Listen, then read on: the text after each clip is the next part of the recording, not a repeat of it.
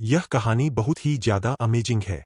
एक ऐसे संसार में जहां मार्शल आर्ट्स दोबारा जागृत हो चुके हैं, भयानक दैत्य खुलेआम उत्पात मचा रहे हैं और अनगिनत जातियां मानवता से प्रभुत्व के लिए टकरा रही है। उसी अराजक दुनिया में युवा नायक सुहोंग एक ऐसे सिस्टम को जागृत करता है जिसकी प्रतिभा युगों में कभी नहीं देखी गई। इस सिस्टम के साथ सुहोंग की सीखने की गति कल्पना से परे है। सी रैंक मार्शल आर्ट्स। 1 सेकंड में बुनियादी समझ, 2 सेकंड में पूर्ण महारत, 3 सेकंड में पूर्णता। एस रैंक तकनीकें, अनंत दिन में सीखना, ऐसे 8 दिनों में महारत, 1 महीने में परफेक्ट कंप्लीशन। इतना ही नहीं, शत्रुओं को पराजित करने पर उसे मार्शल दाऊ पॉइंट्स प्राप्त होते हैं। इन पॉइंट्स का उपयोग करके वह अपनी रक्त ऊर्जा बढ़ा सकता है, हड्डियों को मजबूत कर सकता है और एक दिव्य शरीर का निर्माण कर सकता है। 8000 मार्शल दाऊ पॉइंट्स के साथ उसकी रक्त ऊर्जा उछाल मारती है और वह योद्धा क्षेत्र में प्रवेश कर जाता है। निरंतर संचय और बेजोड़ प्रतिभा के बल पर सिविंग धीरे धीरे संसार के शिखर पर चढ़ता है और अंततः अकेले दम पर 3000 सम्राटों को एक हाथ से कुचल देने वाला अस्तित्व बन जाता है।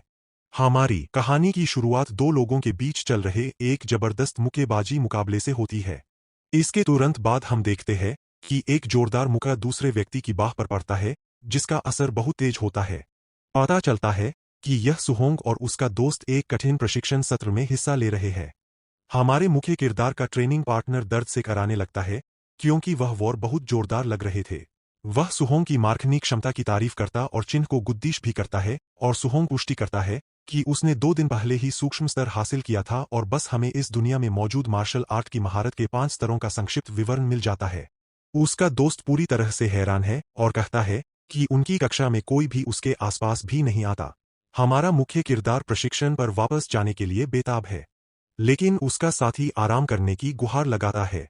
वह हार मानकर चला जाता है और सुहोंग को पागल कहता है क्योंकि वह सिर्फ प्रशिक्षण ही करना चाहता है। बाहर जाते समय वह शिक्षक ली को अलविदा कहता है, जो बच्चे से बस इतना कहते हैं कि जाओ कमीज पहन लो।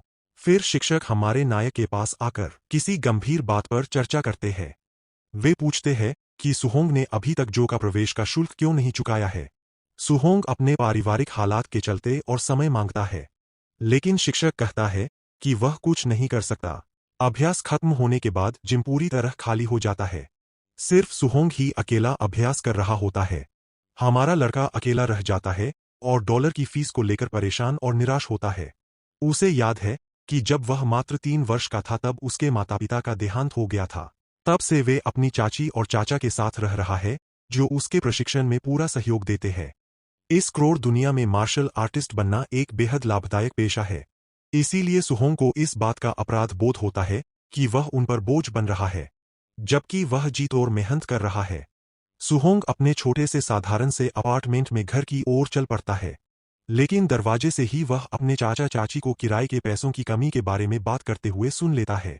वे अपने भतीजे की दाखिले की फीस को प्राथमिकता देने का फैसला करते हैं क्योंकि वे उसे पढ़ाई में पीछे नहीं रखना चाहते। इसके लिए उसके चाचा अपनी दवाइयां बंद करने पर विचार करते हैं, जबकि उसकी चाची दूसरी नौकरी करने के बारे में सोचती है। उनके द्वारा उसके लिए किए जा रहे इस बलिदान को सुनकर सुहोंग का दिल टूट जाता है। फिर भी वह उन्हें नए परेशान न करने के लिए अपने चेहरे पर थप्पड़ मारकर जबरदस्ती मुस्कुराने की कोशिश करता है। अंदर आते ही सुहोंग सबका अभिवादन करता है और उसकी चाची देर से आने पर उसे डांटती है। वह अपने चाचा को संदेश देने की पेशकश करता है, लेकिन चाचा उसे बस आराम करने के लिए कहते हैं। फिर हमें हमारे हीरो के कमरे का दृश्य देखने को मिलता है। बिस्तर पर लेटे हुए और सोच विचार करते हुए वह फैसला करता है कि वह अपनी समस्याओं का समाधान खुद ही करेगा।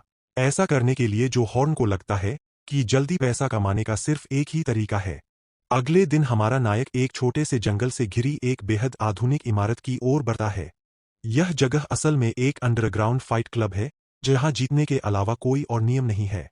उद्घोषक रात के फाइटर मिंटोर का परिचय देता है, जो भेष बदले हुए सुहोंग के अलावा और कोई नहीं है।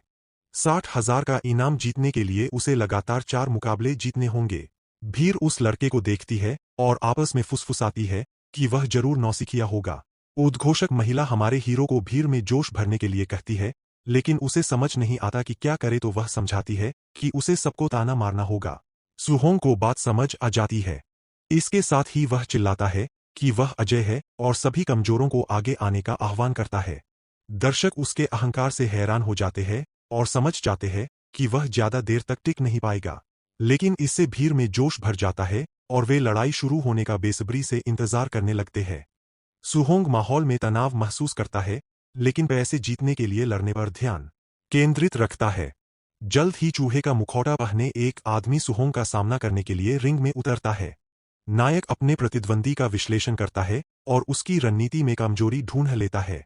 सुहोंग का ध्यान कहीं और होने का आभास होते ही प्रतिद्वंदी मुक्का मारने के लिए झटपट तैयार हो जाता है। सुहोंग चूहे का मुखौटा पहने उस व्यक्ति पर बिजली की तेजी से पलटवार करने के लिए अपनी मुट्ठी कस लेता है। अपने प्रतिद्वंदी के चेहरे पर एक सटीक मुक्के से हमारे नायक ने अपनी ताकत का प्रदर्शन किया। मुक्का इतना जोरदार था कि वह चूहा रिंग के पार जा गिरा। सुहोंग ने अपनी पहली जीत का जश्न मनाया और तुरंत अगले प्रतिद्वंदी को चुनौती दी। मिनीटर के शानदार प्रदर्शन पर दर्शक बेकाबू हो जाते हैं। एक नया योद्धा अखाड़े में प्रवेश करता है और कहता है कि इस बार हमारे नायक का भाग्य इतना अच्छा नहीं होगा। हमारा नायक उसे लड़ने के लिए चुनौती देता है, यह सोचकर कि वह इस योद्धा का उपयोग अपनी शक्ति का परीक्षण करने के लिए कर सकता है। विरोधी बिना समय बर्बाद किए सीधे हमारे नायक पर हमला कर देता है, लेकिन सुहोंग अपने मुक्के से उस व्यक्ति के प्रहार को रोक देता है, जिससे एक जबरदस्त झटका लगता है। विरोधी उसकी ताकत देखकर दंग रह जाता है, लेकिन हमारा नायक जानता है कि वह उससे कहीं अधिक शक्तिशाली है। मौका पाकर उसने उस ताकतवर आदमी के चेहरे पर जोरदार घूंसा मारा। सुहोंग ने देखा कि उस आदमी ने अपने घोंसे में बहुत ज्यादा ताकत लगा दी थी, जिससे उसकी कमर खुली रह गई थी। इसीलिए उसने इस मौके का फायदा उठाते हुए उसकी बगल में एक जोरदार लात मारी। वार इतना जोरदार था कि पहलवान अखाड़े से बाहर जा गिरा और बस इसी तरह हमारे नायक ने बिना किसी परेशानी के लगातार दूसरी जीत हासिल कर ली। वह अखाड़े में अकेला खड़ा है, अगले प्रतिद्वंदी के आने का इंतजार कर रहा है।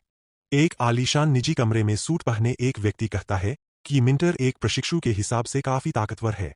वह देखता है कि मिंटर पहले ही 3 जीत हासिल कर चुका है और अगले मुकाबले में धांधली करने का फैसला करता है। उसी क्षण एक नकाबपोश योद्धा उसे चुनौती देता है। एंड बॉस उसे अपनी असली ताकत छिपाने के लिए कहता है।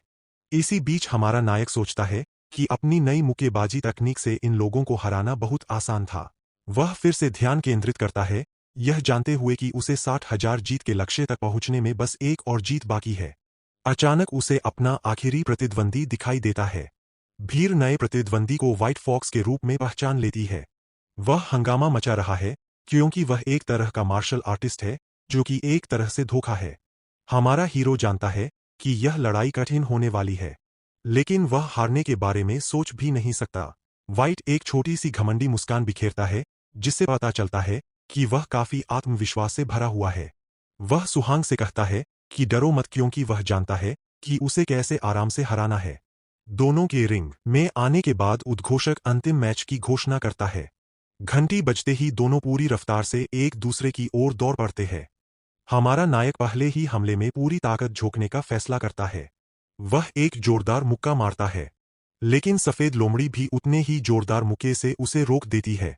सुहोंग उस शक्ति को महसूस करके दंग रह जाता है और समझ जाता है कि यह आदमी सिर्फ एक साधारण मार्शल आर्टिस्ट नहीं है। तभी उसे एहसास होता है कि यह आदमी असल में एक मार्शल आर्टिस्ट है जो अपनी ताकत छुपा रहा है। फिर सफेद लोमड़ी सुहोंग को ध्यान भटकने के लिए फटकार लगाती है। वह थंडरफिस्ट नामक एक प्रहार करता है जो हमारे नायक पर सीधा वार करता है। प्रहार इतना जबरदस्त होता है कि सुहोंग एक सच्चे मार्शल आर्टिस्ट की अपार शक्ति का अनुभव करता है। दर्शकों में मौजूद लोग इस तकनीक को पहचान लेते हैं और मिनोटर को पहले ही हारा हुआ मान लेते हैं। सफेद लोमड़ी लगातार हमला करती है, सुहांग को पलटवार करने और अपनी असली ताकत दिखाने के लिए उकसाती है। सुहांग सिर्फ बचाव कर सकता है, यह जानते हुए कि अगर यही सिलसिला जारी रहा तो वह हार जाएगा। उसे पलटवार करने का मौका ढूंढना होगा, लेकिन उसका प्रतिद्वंदी उसे जरा भी डील नहीं दे रहा है। एक पल की चूक में सफेद लोमड़ी का एक मुक्का हमारे नायक के बचाव को भेद देता है। वह मुक्का जबरदस्त ताकत से सीधे हमारे नायक के चेहरे पर लगता है। इस मुक्के से सुहोंग जमीन पर गिर पड़ता है और पूरी तरह से अचेत हो जाता है। जमीन पर पड़े सुहाग की चेतना हमले के बाद धीरे धीरे क्षीण होने लगती है। सफेद लोमड़ी उसके मुखौटे पर पैर रखती है और उसे बताती है कि उसे इनाम की एक भी रकम नहीं मिलेगी, लेकिन वह सुहांग को उनके साथ जुड़ने का प्रस्ताव देती है, जिसके तहत उसे इनाम की रकम मिल जाएगी। लेकिन हमारा नायक इस प्रस्ताव को ठुकरा देता है। फिर प्रतिद्वंदी उसे धमकी देता है और कहता है कि इनकार करने की कीमत वह नहीं चुका सकता। मैट पर गिरकर सुहोंगंग मार्शल आर्टिस्ट के रूप में उनके सम्मान पर सवाल उठाता है। सफेद लोमड़ी अपना धैर्य खो बैठता है, यह देखकर कि अब बात करने के लिए कुछ बचा ही नहीं है। इसीलिए वह फैसला करता है कि वह सुहांग को इस कदर खत्म कर देगा कि वह फिर कभी लड़ ना सके। यह धमकी हमारे नायक के दिमाग में गूंजती रहती है जब वह अपने सपने के बारे में सोचता है। इसी के साथ सफेद लोमड़ी एक घूमती हुई लात मारकर लड़ाई खत्म करने के लिए आगे बढ़ती है, लेकिन सुहांग आखिरी क्षण में बच जाता है। व्हाइट सॉक्स चौंक जाता है। इतनी मार खाने के बाद भी हमारा नायक एक प्रचंड आभा से घिरा हुआ फिर से खड़ा हो जाता है। प्रतिद्वंदी यह देखकर दंग रह जाता है कि उसने उसके मुखों को सह लिया और अभी भी खड़ा है। दृढ़ संकल्प से प्रेरित होकर सुहांग अपने परिवार और उन सभी बलिदानों के बारे में सोचता है जो उन्होंने उसके सपने के लिए किए हैं। वह जानता है कि वह ऐसे भविष्य को स्वीकार नहीं कर सकता जिसमें वह उन सभी को निराश करे।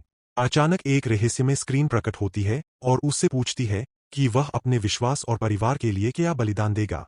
फिर गुस्से से चीखते हुए सुहांग जवाब देता है कि वह सब कुछ कुर्बान कर देगा और उसके चारों ओर 10 लाख से अधिक मूल्य की एक आभा फूट पड़ती है। स्क्रीन पूछती है कि क्या वह कीमत चुकाने को तैयार है, और हमारा नायक चिल्लाता है हाँ। अचानक सुहांग एक अजीब डिजिटल दिखने वाले स्थान पर पहुंच जाता है।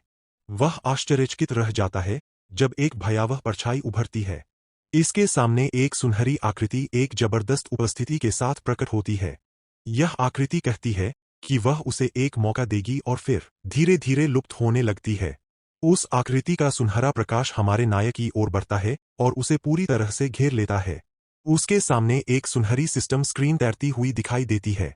इसमें सुहांग के सभी गुण जैसे जीवन शक्ति, उत्साह और कौशल प्रदर्शित होते हैं। हमारा नायक उत्सुक हो जाता है और यह देखने के लिए स्क्रीन को छूता है कि क्या यह टच स्क्रीन है। उसकी उंगली सीधे पहले मिशन बटन पर जाती है, यह देखने के लिए कि यह किस बारे में है।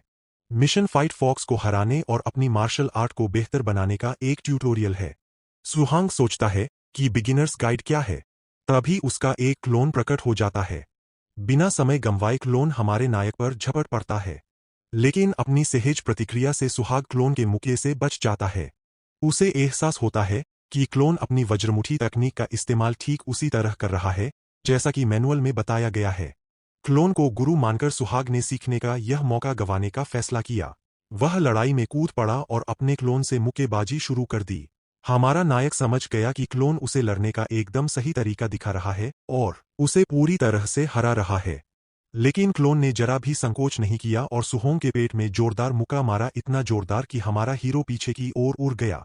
उसने देखा कि उसकी मुक्केबाजी की तकनीक में सुधार हुआ है और वह अपनी प्रगति की गति देखकर दंग रह गया।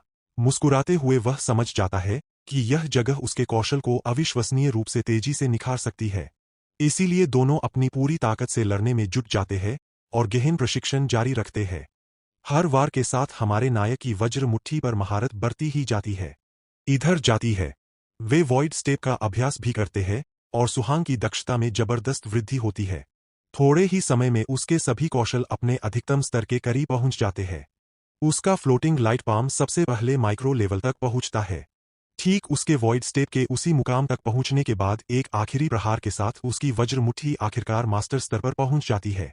प्रशिक्षण के बाद क्लोन प्रकाश में विलीन हो जाता है और सुहोंग को अकेला और थका हुआ छोड़ देता है। सत्र समाप्त होने पर स्क्रीन उसे बधाई देती है और पूछती है कि क्या वह वास्तविकता में लौटना चाहता है। सुहांग मान जाता है और उसी क्षण वह अखाड़े में वापस आ जाता है। ठीक व्हाइट सॉक्स के सामने उसका प्रतिद्वंदी सारी विचित्रता से छिड़कर हमारे नायक पर पूरी ताकत से हमला करता है। वह अपने थंडर फिस्ट से आक्रमण करता है और लड़ाई को हमेशा के लिए खत्म करने की कोशिश करता है। लेकिन सुहाग ने बड़ी आसानी से उस मुक्के को चकमा दे दिया क्योंकि उसे लगा कि वह बहुत धीमा है। अविश्वसनीय गति से हमारे नायक ने अपने प्रतिद्वंदी पर एक जोरदार मुक्कामा मारा। वह मुक्का सीधे प्रतिद्वंदी के चेहरे पर लगा और उसका मुखौटा चकनाचूर हो गया। सुहोंग उसे ठंडी निगाहों से घूरता है, जिससे उस जोरदार प्रहार के बाद उसका दृढ़ संकल्प झलकता है। भीड़ में मौजूद हर कोई इस अविश्वसनीय वापसी को देखकर स्तब्ध रह जाता है। इसी के साथ सफेद लोमड़ी हार मान लेती है और हमारा नायक लड़ाई जीत जाता है। फिर वह उद्घोषक की ओर मुड़कर पूछता है कि उसे इनाम की राशि कब मिलेगी। अपने कार्यालय में अखाड़े का स्वामी यह देखकर दंग रह जाता है कि एक प्रशिक्षु ने वज्र मुट्ठी में महारत हासिल कर ली है। उत्सुक होकर वह अपने आदमियों को सुहाग का पीछा करने और यह पता लगाने का आदेश देता है कि वह कौन है जेब में नकदी लिए हमारा नायक शहर की एक अंधेरी गली से निकल जाता है। लेकिन घर पहुंचने से पहले वह संदेह से पीछे मुड़कर देखता है। उसे लगता है जैसे कोई उसका पीछा कर रहा है। बॉस के गुंडे हमारे नायक को ढूंढते हैं, लेकिन वह कहीं नहीं मिलता। वे घबरा जाते हैं क्योंकि उन्हें किसी भी कीमत पर सुहांग की पहचान का पता लगाना होता है। लेकिन हमारा नायक गली की दीवारों के बीच छिपकर उन्हें चकमा दे देता है। इस तरह वह भागने में कामयाब हो जाता है और पास की एक छत पर सुरक्षित पहुंच जाता है। सुहोंग घर पहुंच चुका है। उसके चाचा और चाची नकदी देखकर चौंक जाते हैं और पूछते हैं कि क्या उसने बैंक लूटा है। वह झूठ बोलता है और कहता है कि उसकी प्रतिभा देखकर उसके प्रशिक्षणार्थी ने उसे प्रायोजित किया है। हमारा नायक अपनी बात पर अड़ा रहता है और उनसे उस पर भरोसा करने की गुहार लगाता है। यह सुनकर उसके चाचा और चाची गर्व से फूले मार नहीं समाते और उसके उज्ज्वल भविष्य पर विश्वास करने लगते हैं। बातचीत के बाद हमारा नायक कुछ देर सोचने के लिए छत पर चला जाता है।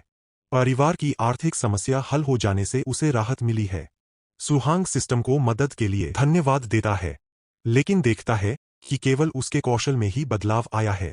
तभी एक सूचना आती है जिसमें बताया जाता है कि मार्शल वैल्यू का उपयोग करके वह अपने अन्य गुणों को भी बढ़ा सकता है। बिना सोचे समझे उसने इसे आजमाने का फैसला किया और सारे पॉइंट्स अपनी जीवन शक्ति में डाल दिए। उसकी जीवन शक्ति 80 अब 5 से बढ़कर 90 हो गई। उसे अपने पूरे शरीर में असीम शक्ति का प्रवाह महसूस हुआ। उसके चारों ओर शुद्ध ऊर्जा का एक आवरण है। अपने आंकड़ों को देखकर उसे एहसास होता है कि वह लगभग मार्शल आर्टिस्ट के स्तर तक पहुंच चुका है। उत्साहित होकर वह अपने बचे हुए सभी पॉइंट्स को जीवन शक्ति बढ़ाने में लगाने का फैसला करता है। उसे एहसास होता है कि उसके घाव गायब हो गए हैं और वह पहले से कहीं अधिक शक्तिशाली महसूस करता है। ऊर्जा से भरपूर होकर वह अपनी नई शक्ति का परीक्षण करने के लिए छतों पर उछल कूद करता है। वह स्कूल जाकर एक युद्ध मशीन पर अपनी ताकत आजमाने का फैसला करता है। अपने स्कूल के प्रशिक्षण मैदान में पहुंचकर उसे वह मिल जाता है जिसकी उसे तलाश थी। वह अपनी ताकत जांचने के लिए ड्रैगन बॉल जेड के पावर लेवल टेस्टर जैसी दिखने वाली किसी चीज के पास जाता है। हमारा नायक तैयार हो जाता है और अपनी 70% शक्ति का उपयोग करने का निर्णय लेता है। पूरी एकाग्रता के साथ वह अपना अब तक का सबसे शक्तिशाली मुक्का मारता है। वह मुक्का मशीन पर जोरदार प्रहार करता है। वह अपने ही हमले की ताकत को लेकर थोड़ा चिंतित हो जाता है। मशीन पूरी तरह से टूट चुकी है और वह सोचता है कि क्या उसे इसकी भरपाई करनी पड़ेगी। शोर से लोगों का ध्यान आकर्षित होता है, इसीलिए हमारा नायक जितनी तेजी से हो सके भागने का फैसला करता है। तभी पजामा पहने एक बूढ़ा आदमी आता है और टूटी हुई मशीन को देखकर बेहद गुस्से में होता है। उसे तुरंत दो छात्रों, चैन, शान और लीटू पर शक होता है। क्रोधित होकर बूढ़े व्यक्ति ने स्कूल शुरू होते ही इसके लिए जिम्मेदार व्यक्ति को सबक सिखाने की। अब हमारा सीन शिफ्ट होकर मॉर्निंग में star city number 1 high school gymnasium पर आता है। सभी स्टूडेंट्स वाला पर खड़े होकर आपस में बातें कर रहे होते हैं। वही खड़ा सुहोंग अपने एक फ्रेंड से पूछता है, आखिर चैन शान को किसने और क्यों पीट दिया। उसका फ्रेंड बताता है, मैंने सुना है कि उसने कल रात पावर जांच करने वाली पंचिंग मशीन को तोड़ दिया और प्रिंसिपल ने उसे यह एडमिट करने के लिए कहा, पर उसने नहीं माना, इसलिए प्रिंसिपल ने उसे पीट दिया।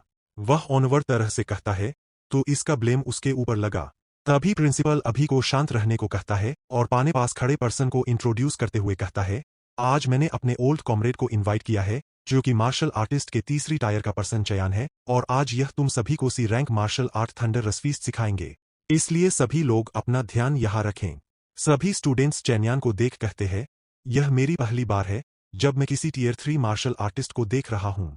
बाहरी डोजो में सिखाई जाने वाली सी रैंक मार्शल आर्ट्स की फीस लाखों में होती है। सुहोंग थंडर फीस्ट का नाम सुन सोचता है, यह तो सच में थंडर रश फिस्ट है। यह वही मार्शल स्किल है जो कि व्हाइट फॉक्स इस्तेमाल कर रहा था। वह बताता है, एक ही मुक्के में 3 गुना जबरदस्त ताकत का विस्फोट। अगर कोई इस तरह किसी रैंक मार्शल आर्ट बाहर से सीखना चाहे तो सिर्फ रजिस्ट्रेशन फीस ही कई लाख होती है। मुझे इस मौके को हर हाल में पकड़ना होगा।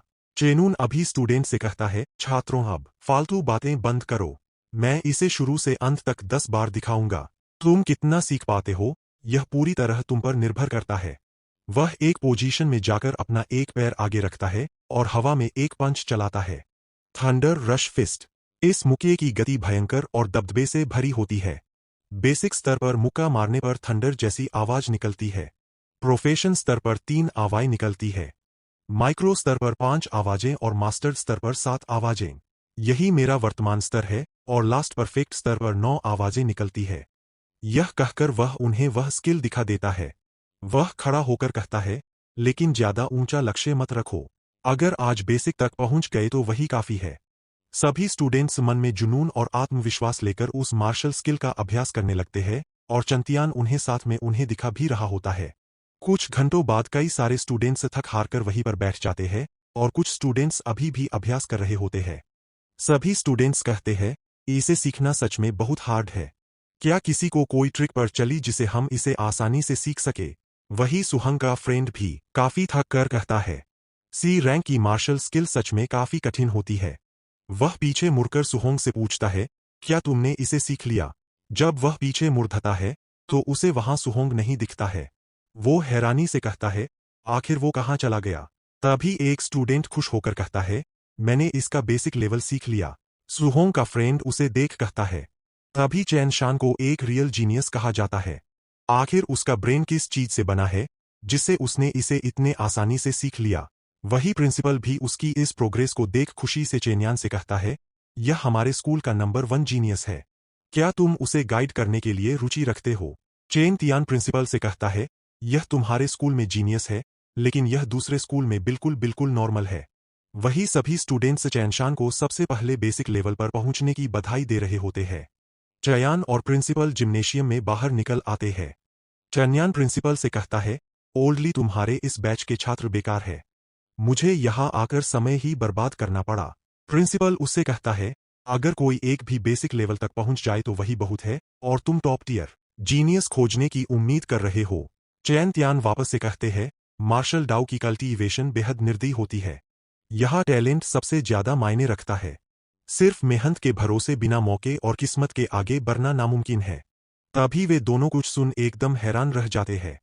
चेतियान सुहोन को देख कहते हैं, 7 आवाजों वाली थंडर रश फिस्ट क्या तुम्हारे स्कूल में ऐसा एक्सपर्ट भी है? प्रिंसिपल भी हैरानी से कहता है, नामुमकिन, मैंने तो कभी इसके बारे में सुना ही नहीं। उन कपड़ों को देखो, वो तो एक स्टूडेंट है। वही सुहंग थंडर फीस्ट परफॉर्म कर रहा होता है। चेन त्यान उससे कहते हैं, मैंने सिर्फ आधा दिन सिखाया और कोई छात्र सीधे मास्टर लेवल तक पहुंच गया। प्रिंसिपल कहते हैं, 9 आवाजें। क्या मैंने गलत सुना? जब वह चैनन को देखता है तो वह उसे कांपता पाता है। वह कहता है, ओल्ड चैन, आखिर तुम्हारे साथ क्या गलत है? आखिर तुम इस तरह कांप क्यों रहे हो? चैन तियान खुश होकर कहता है, मैं समझ गया। अब सब मुझे समझ में आ गया। वह अपनी फिस्ट बनाता है जिससे येलो थंडर निकल रहा होता है। वह अपनी फिस्ट हवा में चला देता है जिससे एड बार थंडर की आवाज आती है। प्रिंसिपल हैरानी से कहता है, 8 आवाजें। ओल्ड चैन, तुम ब्रेक थ्रू कर गए।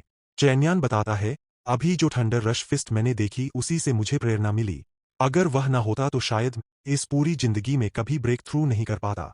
वह दोनों आगे बढ़कर कहते हैं, अब समय आ गया है उससे बात करने का। जल्दी चलो और पता करो कि वह कौन स्टूडेंट था। जब वे वहां पहुंचते हैं तो उन्हें वहां पर सुहानो नहीं दिखता। वे कहते हैं, आखिर वह कहाँ चला गया? अब हमें हमारा हीरो दिखाया जाता है जो कि प्रैक्टिस करने के लिए किसी हॉल की ओर जा रहा होता है। वह अपने हाथ को स्ट्रेच कर कहता है, मुझे बिल्कुल उम्मीद नहीं थी कि एक सी रैंक मार्शल स्किल की कल्टीवेशन इतनी थका देने वाली होगी। यह तो डी रैंक वज्र फिस्ट से भी कई गुना ज्यादा कठिन है। लेकिन अब मेरी thunder rush fist perfect real तक पहुंच चुकी है। अब अगला कदम मार्शल वैल्यू कमाना और जल्द से जल्द मार्शल आर्टिस्ट बनने के लिए ब्रेक थ्रू करना है। वो सिस्टम में अपनी प्रोफाइल देखता है। उसकी वाइटालिटी 91.71, स्पिरिट 23, फिजिकल बॉडी 3% होती है। उसके पास martial skills thunder rush fist जो कि परफेक्ट लेवल पर होती है और वही वज्र फिस्ट मास्टर्ड लेवल पर होता है और करंट में उसके पास मार्शल वैल्यू 0 होती है। वो अपनी प्रोफाइल को देख कहता है, पिछली बार जैसी जिंदगी मौत की लड़ाई नहीं। अगर मैं किसी से सिर्फ नॉर्मल स्पेयर करूं तो क्या मुझे मार्शल वैल्यू मिलेगी? वो यह सोचते रेजिंग थंडर डोजो पर आ जाता है। वो वहां पर आकर कहता है, मैं यहां अपनी मार्शल वैल्यू बढ़ा सकता हूं। हॉल के सभी आपस में एक दूसरे से स्पार कर रहे होते हैं। एक बंदा सुहोन के पास आकर उससे पूछता है, आखिर तुम यहां कल क्यों नहीं आए थे? वही एक बंदा सभी से कहता है, आज के लिए काफी हो गया, अब मैं प्रैक्टिस नहीं। वही हमें एक पर्पल हेयर वाला बंदा दिखता है जो कि आकर किसी को लात मारकर नीचे गिरा देता है। वह गुस्से में आकर उससे कहता है, क्या कहा? मेरे टीचर ठीक से नहीं सिखाते। अगर तुम्हारी समझ कमजोर है तो मान लो, यह बहाने मत बनाओ। सुहंग अपने पास खड़े बंदे से पूछता है, वहां क्या हो रहा है? वह बंदा फुसफुसाते बताता है, तुम लोग हाल ही में आए नहीं हो इसलिए नहीं जानते। उसका टीचर नया आया इंस्ट्रक्टर है, बेहद ताकतवर, लेकिन वह हम जैसे आम लोगों को नीची नजर से देखता है और क्लास भी बस नाम के लिए पढ़ाता है। और उसका डिसिपल है, यह लियान, और वह भी बेहद ताकतवर है। वही लियान उस बंदे को गले से पकड़कर हुआ में उठा लेता है और वह बंदा उसके हाथों में कांप रहा होता है। लियान उस पर अटैक करते हुए कहता है, तुम अपने इतने कम लेवल के साथ मुझे चुनौती दे रहे हो। तभी कोई आकर उसके पंच को रोक लेता है। वह बंदा हमारा हीरो होता है। वो लियान से कहता है, बस यहीं तक। दोस्त लियान अपने पंच को रोक जाने की वजह से गुस्सा हो जाता है और वह उससे पूछता है, आखिर तुम कौन हो? मेरा हाथ छोड़ो। अगर तुम्हारे पास गट्स है तो चलो मेरे साथ एरिना में जाकर 1-on-1 स्पार करो। सुहंग उसकी बात मान लेता है। तभी उसका टीचर आ जाता है। वह आकर कहता है, आखिर यहाँ क्या चल रहा है? सभी शांत हो जाओ क्योंकि अब क्लास शुरू होने वाली है। लियान जाते हुए कहता है, आज तुम काफी किस्मत वाले हो। सुहान उस देख कहता है, यह पर्सन बहुत ज्यादा एरोगेंट है। टीचर एक स्पेयर लेकर कहता है, आज आखिरी दिन है जब मैं तुम्हें रेजिंग सी स्पीयर टेक्निक सिखा रहा हूं। हमारा वही पुराना नियम होगा। मैं इसे सिर्फ एक बार ही दिखाऊंगा। वह यह कहकर सभी को स्पेयर परफॉर्म करके दिखाने लगता है। वह टीचर मन ही मन उन सभी को देख सोचता है, सिर्फ एक बार दिखाकर मुझे नहीं लगता तुम लोग इसे सीख पाओगे। वही सुहोंगंग आराम से स्पेयर की टेक्निक को देख रहा होता है। वह आराम से उसके सारे मूव देख पा रहा होता है और उसे समझ भी पा रहा होता है। वो टीचर अपने स्पेयर को नीचे फेंक कहता है, ठीक है, तुम कितना सीखते हो यह पूरी तरह तुम पर निर्भर है। वो यह कहकर वहां से चला जाता है। सभी स्टूडेंट्स उस पर गुस्से से कहते हैं, सिर्फ एक बार डेमोन्स्ट्रेशन, यह तो खुला धोखा है। पीछे खड़े लोग ठीक से देख भी नहीं पा रहे। सुहोंग अपने स्पेयर को पकड़कर सोचता है, इस स्पेयर की तकनीक का मूल सिद्धांत है, स्पेयर फ्लर ड्रैगन की तरह हो और उसकी गति अंतहीन समुद्र की भयंकर लहरों जैसी हो। वो यह सोचकर उसे परफॉर्म करने लगता है। वह अपने स्पेयर को सामने की ओर चलाता है। उसके स्पेयर से हमें वाटर भी दिख रहा होता है। एक बंदा उसकी स्किल को देख कहता है, अरे भाई, सुहानोंग ने इसे सीख लिया। वही खड़े स्टूडेंट्स भी उसकी इस परफॉर्मेंस को देख कहते हैं, यह किस किस्म का मार्शल आर्ट्स का अद्भुत प्रतिभाशाली है। क्या हम इतने स्टूपिड है कि हम इसे नहीं सीख पाए? उनकी आवाज को सुन लियान दरवाजे खोलकर कहता है, तुम लोग इतना शोर क्यों मचा रहे हो? किसने सीख लिया? क्या तुम लोग सीख भी सकते हो? सभी स्टूडेंट्स उसके सामने से हट जाते हैं। वह अपने सामने सुहोन को देख सोचता है, इसकी गहराई परखनी पड़ेगी। अगर यह सच में जीनियस निकला तो मजा आ जाएगा। वह सुहोंग से कहता है, मैं तुम्हारे स्पेयर तकनीक को थोड़ा सुधार कर दिखाता हूं। यह कहकर वह भी स्पेयर लेकर खड़ा हो जाता है और सुहोंग से फाइट करने को तैयार हो जाता है। सुहोंग कहता है, ठीक है। उसका फ्रेंड उसके पास आकर कहता है, सुहोंग, हालांकि इसका स्वभाव खराब है, लेकिन इसकी ताकत वाकई बहुत ज्यादा है। जल्दबाजी मत करना। सुहोंग अपने फ्रेंड से कहता है, तुम चिंता मत करो। सुहोंग भी स्पेयर लेकर एक पोजीशन में आकर कहता है, कृपया मुझे इनलाइटन करें। लियान अटैक करते हुए कहता है, लड़के तुम बहुत घमंडी हो। ध्यान से देखो रेजिंग सी स्पीयर टेक्निक का माइक्रो लेवल। सुहानोंग उसकी स्किल को देख अपनी आंखें बंद कर एक सांस छोड़ता है और रेजिंग सी स्पीयर टेक्निक का यूज करता है और उसके आसपास बहुत सारा वाटर दिखाई देता है, जैसे कि उसके स्पेयर से किसी सी की लहर उठ रही हो। लियान उसके स्किल के लेवल को देख हैरान होकर सोचता है, आखिर यह कैसे पॉसिबल है? यह तो रेजिंग सी स्पीयर टेक्निक के प्रोफेशन लेवल पर है। सुहोर्न ग्रेजिंग सी स्पेयर टेक्निक के प्रोफिशिएंट लेवल का अटैक लियान पर कर देता है। उन दोनों के स्पेयर आपस में टकराते हैं, जिससे वाटर की ड्रॉप्स बाहर दिखाई देने लगती है। लियान सुहोंग की पावर को देख सोचता है, अभी यह कोई मार्शल आर्टिस्ट भी नहीं है, तो इसने इतने जल्दी प्रोफिशिएंट लेवल को कैसे कल्टीवेट कर लिया? सुहोंग इतनी तेजी से अपना स्पेयर चलाता है कि उसकी स्पीड को लियान देख भी नहीं पाता। सुहनगंग लिए अपनी आंखों में जुनून ले आता है और अपनी पावर को इनक्रीज करता है, जिससे ली यान का स्पेयर जाकर दूर गिरता है और वह भी पर हार जाता है। ली यान को हराते ही सुहोर्न के सिस्टम पर नोटिफिकेशन आता है, तुमने एक मार्शल आर्टिस्ट को हराया है, जिससे तुम्हें 35 मार्शल वैल्यू मिलती है।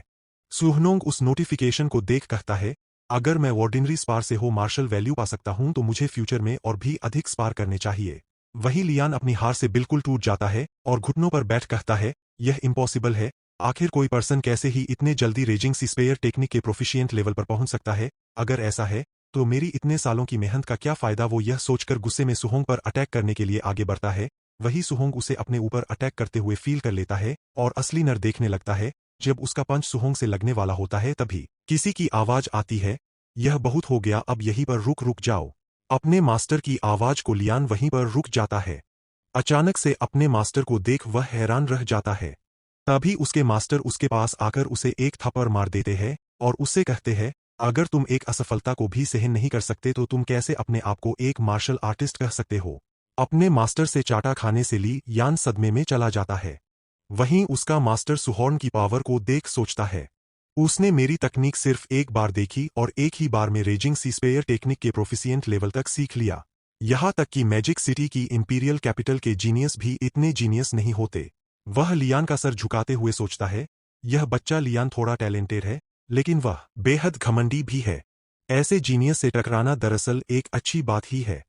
फिर वह सुहोंग से कहता है, छोटे भाई, यह मेरी सख्त अनुशासन की कमी थी, कृपया हमें क्षमा करें। सुहोंग उसके मास्टर के बिहेवियर को बदलता देख सोचता है, यह आदमी तो पल भर में रंग बदल लेता है। अब हमारा सीन बदलकर एक गली पर जाता है। सुहोंग जाते हुए अपने आप से कहता है, आज का दिन सच में थका देने वाला था, लेकिन जो मिला वह कम नहीं था। मैंने ना सिर्फ थंडर रश फिस्ट और रेजिंग सीस्पेयर टेक्निक को सीखी बल्कि मार्शल वैल्यू भी कमाई। वह सिस्टम में अपनी प्रोफाइल देखता है। अब उसके पास टोटल 35 मार्शल वैल्यू होती है। वह सोचता है, स्कूल की परीक्षा कुछ ही दिनों में है। अमीर छात्र पहले से ही हाई एंड अलॉय वेपन तैयार कर चुके हैं। मुझे भी जल्द से जल्द परीक्षा के लिए एक वेपन तैयार करना होगा। लॉन्ग स्पेयर इस्तेमाल में काफी आरामदायक लगा। अब से मैं स्पेयर ही इस्तेमाल करूंगा। मुझे एक अलॉय लॉन्ग स्पेयर खरीदना होगा, लेकिन मेरे पास जो थोड़े से पैसे हैं वे तो एंट की बीमारी के इलाज के लिए भी काफी अजी नहीं है। अलॉय वेपन खरीदना तो बहुत दूर की बात है। उसकी कीमत 66,900 है। क्या पैसे कमाने का कोई और तरीका है? वह सोचते सोचते एक मॉल में चला जाता है। वहां पर न्यूज चल रही होती है। शहर के बाहर खूंखार जंगली जानवर दिन ब दिन बढ़ते जा रहे हैं। सिटी लॉर्ड ने मार्शल आर्टिस्ट्स को खूंखार जानवरों का शिकार करने के लिए बुलाया है, जिसका इनाम काफी बड़ा है। उस न्यूज को सुन वो कहता है, क्या शहर से बाहर जाकर फिरोशियस बीस्ट्स का शिकार। अब सीन वापस से शिफ्ट होकर सुहन के घर की ओर आता है। उसकी आंट उसके अंकल के बॉडी पर बैंडेज लगते हुए कहती है, अरे तुम देखो तो सही, क्या पिछली बार छोटे ओंग ने हमें काफी पैसे नहीं दिए, फिर भी तुम इतनी जान तोड़ मेहनत क्यों कर रहे हो। उसका अंकल उसकी आंट से कहता है, छोटा हंग अभी कितना ही बड़ा हुआ है, पूरे घर की रोजी रोटी उस पर डाल देना कहाँ की समझदारी है। जब तक मैं काम करने लायक हूं, मुझे बच्चों के लिए भी ज्यादा से ज्यादा परिवार की पूंजी जमा करनी होगी। तभी वहां पर सुहॉन आ जाता है। वो आते हुए कहता है, अंकल, आंट मैं वापस आ गया हूं। उसके अंकल और आंट सुहॉन को देख खुशी से कहते हैं, तुम वापस आ गए।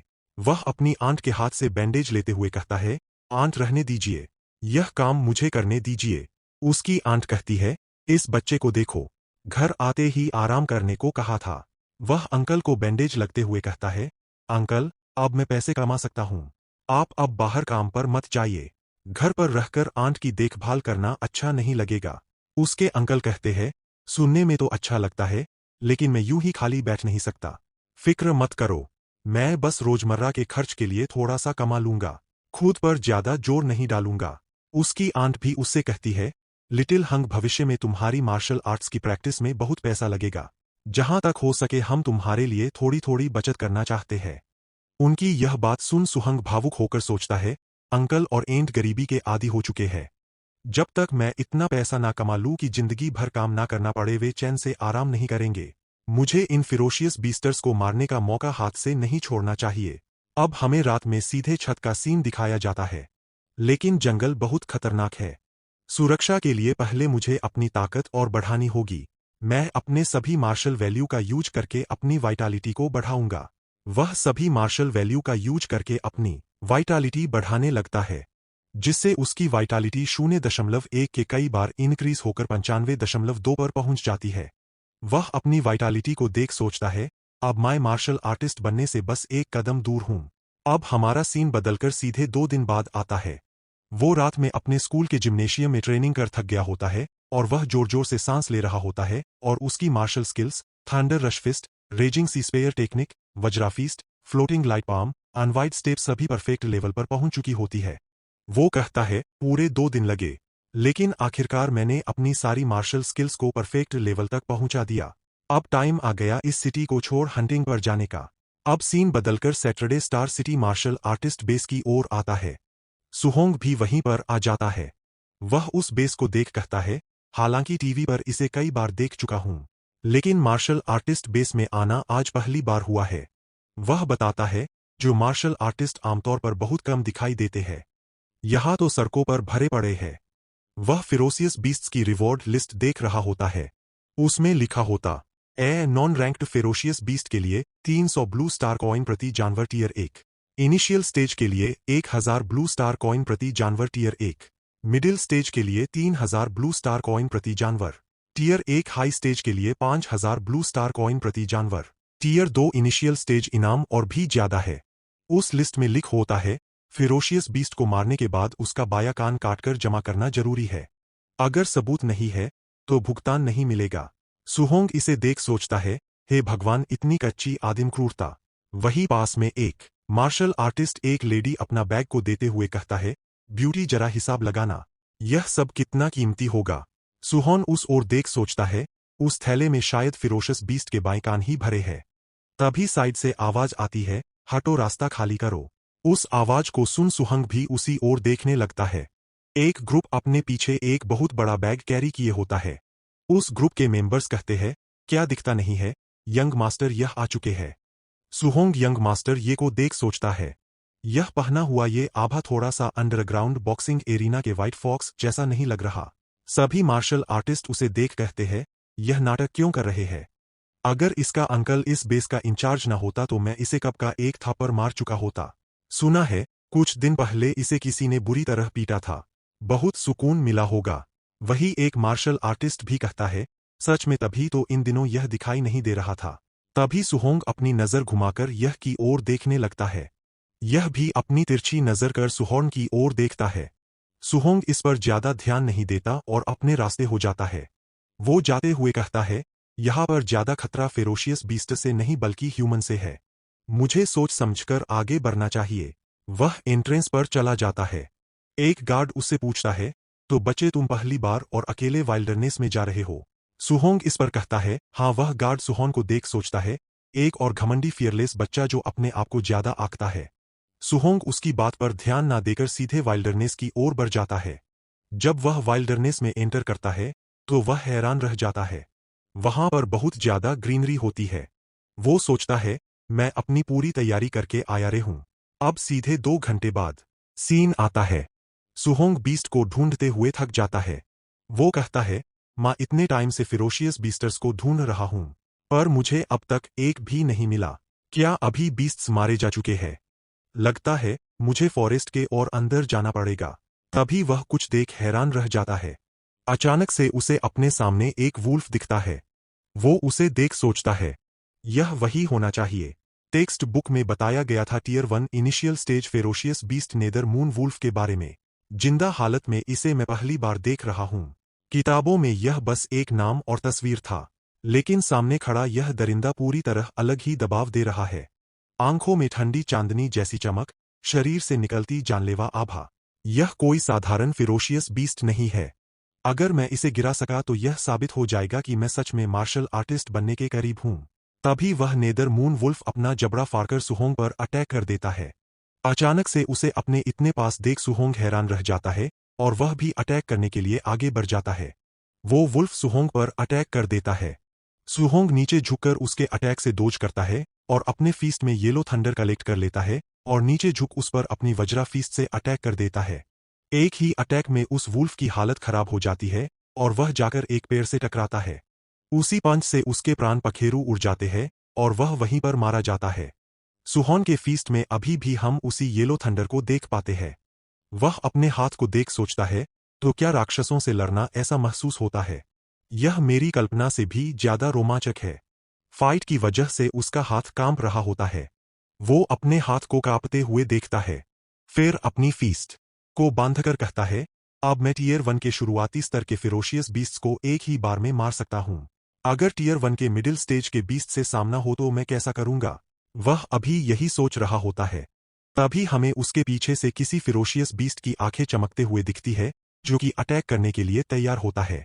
और जब वह देखता है कि सुहोन का ध्यान कहीं और है, तो जल्दी से मौका पाकर उस पर अटैक करने के लिए आगे बढ़ता है। वह बीस्ट टीयर 1 के मिडिल स्टेज का बीस्ट रेजिंग बीस्ट बियर होता है। वह अपनी फुल पावर से सुहोर्न पर अटैक कर देता है। तभी हमें धाम धूम धड़ा की आवाज आती है और हमें अगली सीन में वो बियर नीचे पड़ा दिखता है और हम सुहोर्न के फीस्ट से उसी येलो थंडर को निकलते हुए देखते हैं। वो अपने कुछ ही पंचे से उसे धराशाही कर देता है। उसे गिराकर वह कहता है, ऐसा लगता है कि मेरी मौजूदा ताकत के साथ जब तक मैं टीयर 2 के बीस्ट को उकसाऊं नहीं मुझे ज्यादा खतरे का सामना नहीं करना पड़ेगा। वह उसके ईयर को काटते हुए कहता है, अब इसके ईयर के साथ मेरी 3000 प्राइस मनी सुरक्षित हो गई है। उन बीस्ट के मारते ही उसके सिस्टम से नोटिफिकेशन आता है, अब तुम्हारे पास इतने मार्शल वैल्यू पॉइंट है कि तुम उनका यूज कर मार्शल आर्टिस्ट बन सकते हो। कृपया अपने आप को जल्दी से मार्शल आर्टिस्ट में अपग्रेड करें। उस नोटिफिकेशन को देख सुहोंग सोचता है, अब मैं आखिरकार ब्रेक थ्रू करके मार्शल आर्टिस्ट बन सकता हूं। तभी उसे किसी पावरफुल बीस्ट के ओरा का प्रेशर फील होता है। उस भयानक प्रेशर को देख वह घबरा जाता है और पीछे मुड़कर सोचता है, इतना इंटेंस ओरा, आखिर यह कौन सा फेरोशियस बीस्ट है। वह यह सभी सोचकर उसी दिशा की ओर बढ़ने लगता है। वह प्लेस पर पहुंचकर सामने देखने लगता है। तभी वह अपने सामने कुछ देख एकदम हैरान रह जाता है। वह सोचता है, यह तो टीयर 1 के लेट स्टेज का ferocious beast black Z joint Python है। हमें उस पाइथन को दिखाया जाता है जो कि साइज में बहुत विशाल होता है और उसके सामने दो वॉरियर्स खड़े होते हैं। वे दोनों उससे फाइट करने की कोशिश कर रहे होते हैं। तभी वह पाइथन अपनी टैल से उन दोनों पर अटैक कर देता है। शील्ड वाला पर्सन अपने सामने शील्ड लगाकर उसके अटैक से बचने का ट्राई करता है, पर पाइथन का अटैक बहुत पावरफुल होता है, जिससे वह दोनों पीछे जाने लगते हैं और उस अटैक से दूसरे पर्सन की स्वॉर्ड भी छूट जाती है और वह दोनों घायल हो जाते हैं और उनके मुंह से ब्लीडिंग होने लगती है। पाइथन की टाइल से टकराने की वजह से वे दोनों जाकर एक चट्टान से टकराते हैं और उनके टकराने से उस चट्टान में भी क्रैक आ जाते हैं और सुहोंग उसी चट्टान के ऊपर होता है। उसकी इतनी पावर को देख सुहोंग भी हैरान रह जाता है। तभी उस पाइथन की नजर भी सुहोंग पर पड़ जाती है, जिससे वह सुहोंग पर भी अटैक करने लगता है। सुहोंग जंप कर उसके पहले अटैक से अपने आप को बचा लेता है। अभी सुहोंग हवा में ही होता है। तभी वह पाइथन अपनी टैल से उस पर अटैक कर देता है। सुहोंग उसकी इतनी स्पीड को देख दंग रह जाता है। वो अपने सामने जल्दी से हाथ लाकर अपने आप को उसके अटैक से बचाता है। उस अटैक से सुहोंग घायल हो जाता है और उसके मुंह से ब्लीडिंग होने लगती है। वह अपने ब्लड को पहुंचता है। उसके सामने किसी वॉरियर की बॉडी पड़ी होती है। तभी उसकी नजर अपने सामने पड़े स्पेयर पर पड़ती है। वह स्पेयर को लेते हुए कहता है, मैं तुम्हारा यह स्पेयर थोड़े टाइम के लिए उधार ले रहा हूं। वह स्पेयर को लेकर वापस से पाइथन से भिड़ने के लिए तैयार हो जाता है और वही पाइथन भी उससे फाइट करने के लिए तैयार होता है। पाइथन एडवांटेज लेने के लिए जल्दी से अटैक करने के लिए आगे बढ़ता है। सुहनोंग साइड होकर उसके अटैक से बचता है।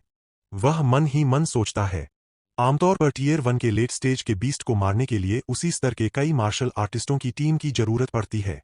लेकिन मेरी सभी मार्शल तकनीकें परफेक्ट लेवल तक पहुंच चुकी है, जिससे मैं टीयर 1 के मिडिल स्टेज के रेजिंग ब्लैक बियर को आसानी से मार सका। वह यह सोचते पाइथन से अपनी दूरी बना लेता है और पीछे जाकर एक पैर पर लात मारकर अपने आप को इस पाइथन की ओर उछालता है। वह अटैक करते हुए सोचता है, इसीलिए अभी मैं ब्लैक जेड जॉइंट पाइथन से लड़ने की क्षमता रखता हूं और वो एयर में ही अपने वॉइड स्टे परफेक्ट स्किल का यूज कर उसकी ओर आगे बढ़ता है। वो अपने रेजिंग सी स्पेयर टेक्निक का यूज कर उस पर अटैक कर देता है। उसका यह अटैक सीधे उस पाइथन के बॉडी को पियर्स कर बाहर निकल जाता है, जिससे पाइथन दर्द से जोर जोर से चिल्लाने लगता है और यहाँ वहां झटपटाने लगता है, जिस वजह से सुहंग वापस से पीछे हट जाता है। वह स्पेयर को पकड़ वापस से फाइटिंग स्टेंस में जाता है और उसके चारों ओर हमें वाटर की ड्रॉप्स भी दिख रही होती है। वो वापस से एक बार और अटैक करने के लिए आगे बढ़ता है और अपने स्पेयर को एयर में उस पाइथन की ओर शूट कर देता है और वो स्पेयर वापस से उस पाइथन की बॉडी को पियर्स कर आगे निकल जाता है, जिससे वह वापस से एक और दहाड़ लगाता है। वह सुहोंग पर अटैक करने की कोशिश करता है, लेकिन सुहोंग उसके सभी अटैक से बचते हुए स्पेयर की ओर आगे बढ़ता है। वह आगे बढ़ते हुए सोचता है, हमारे शरीर के आकार में अंतर बहुत ज्यादा है, इसीलिए इसे एक ही वार में घातक चोट पहुंचाना मुश्किल है। इसलिए पहले इसे जितना हो सके उतना कमजोर करना होगा और फिर मौका देखकर अंतिम वार। तभी उसके पास पाइथन की टैल आ जाती है। उससे बचने के लिए सुहोंग अपना थंडर रश फिस्ट का यूज करता है और उसकी टैल को रिफ्लेक्ट कर देता है और जल्दी से अपने स्पेयर के पास पहुंच जाता है। वो कहता है, हर सफल हमले के बाद मुझे तुरंत ब्लैक जेड जॉइंट पाइथन से दूरी बनानी होगी। फिर खुला मौका ढूंढना होगा ताकि दूसरा हमला कर सकूं और तुरंत पीछे हट जाना होगा। इस तरह की लड़ाई थोड़ी थकाने वाली जरूर है। हम देखते हैं कि वह दोनों फाइट करने की वजह से थक गए होते हैं और वही वह पाइथन भी चोटों की वजह से कांपने लगता है। उसे कांपता देख सुहॉर्न कहता है, ऐसा लगता है यह भी अब अपनी सीमा के करीब पहुंच चुका है। अब बस मुझे इसे कुछ और बार घुमाकर चकमा देना होगा। इसके बाद मैं इसे आसानी से खत्म कर पाऊंगा। वो अपने स्पेयर को लेकर उस पर अटैक करने के लिए जाने ही वाला होता है। तभी उसे अपने पीछे से डेंजर सा महसूस होता है। वह पीछे मुड़ कहता है, कौन है? तभी हम देखते हैं कि एक पर्सन सुहॉर्न की ओर अटैक करने के लिए आगे बढ़ रहा होता है। सुहॉर्न उसके अटैक से बचने के लिए जल्दी से अपने सामने हाथ ले आता है। तभी उस पर्सन की फीस्ट सुहॉर्न को लगती है। ज्यादा फाइट करने की वजह से उस पर अभी इतनी पावर नहीं होती है कि वह उस अटैक को संभाल सके जिससे वह जाकर पीछे गिरता है। उस वजह से काफी खांसने लगता है। सुहोंग ऊपर देख उनसे कहता है, आखिर तुम लोग कौन हो और तुम मुझ पर अटैक क्यों कर रहे हो? व्हाइट फॉक्स जैसा दिखने वाला पर्सन अपने ग्रुप के साथ आगे बढ़ते हुए कहता है, हम वापस से मिल गए। क्या तुम इस ब्लैक जेड जॉइंट पाइथन को मुझे दे सकते हो?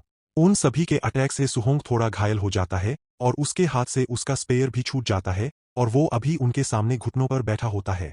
तभी सुहोंग को इस हालत में देख व्हाइट फॉक्स कहता है, जब मैंने तुम्हें अकेले ही सिटी छोड़ जाते हुए देखा तो मैंने सोचा कि वहां पर अकेले जाते ही मरे जाओगे। लेकिन मैंने यह उम्मीद नहीं की थी कि तुम्हारा लुक इतना ज्यादा अच्छा होगा। तुम ना ही मरे बल्कि तुमने अकेले ही ब्लैक जेड जॉइंट पाइथन को सीरियसली घायल कर दिया।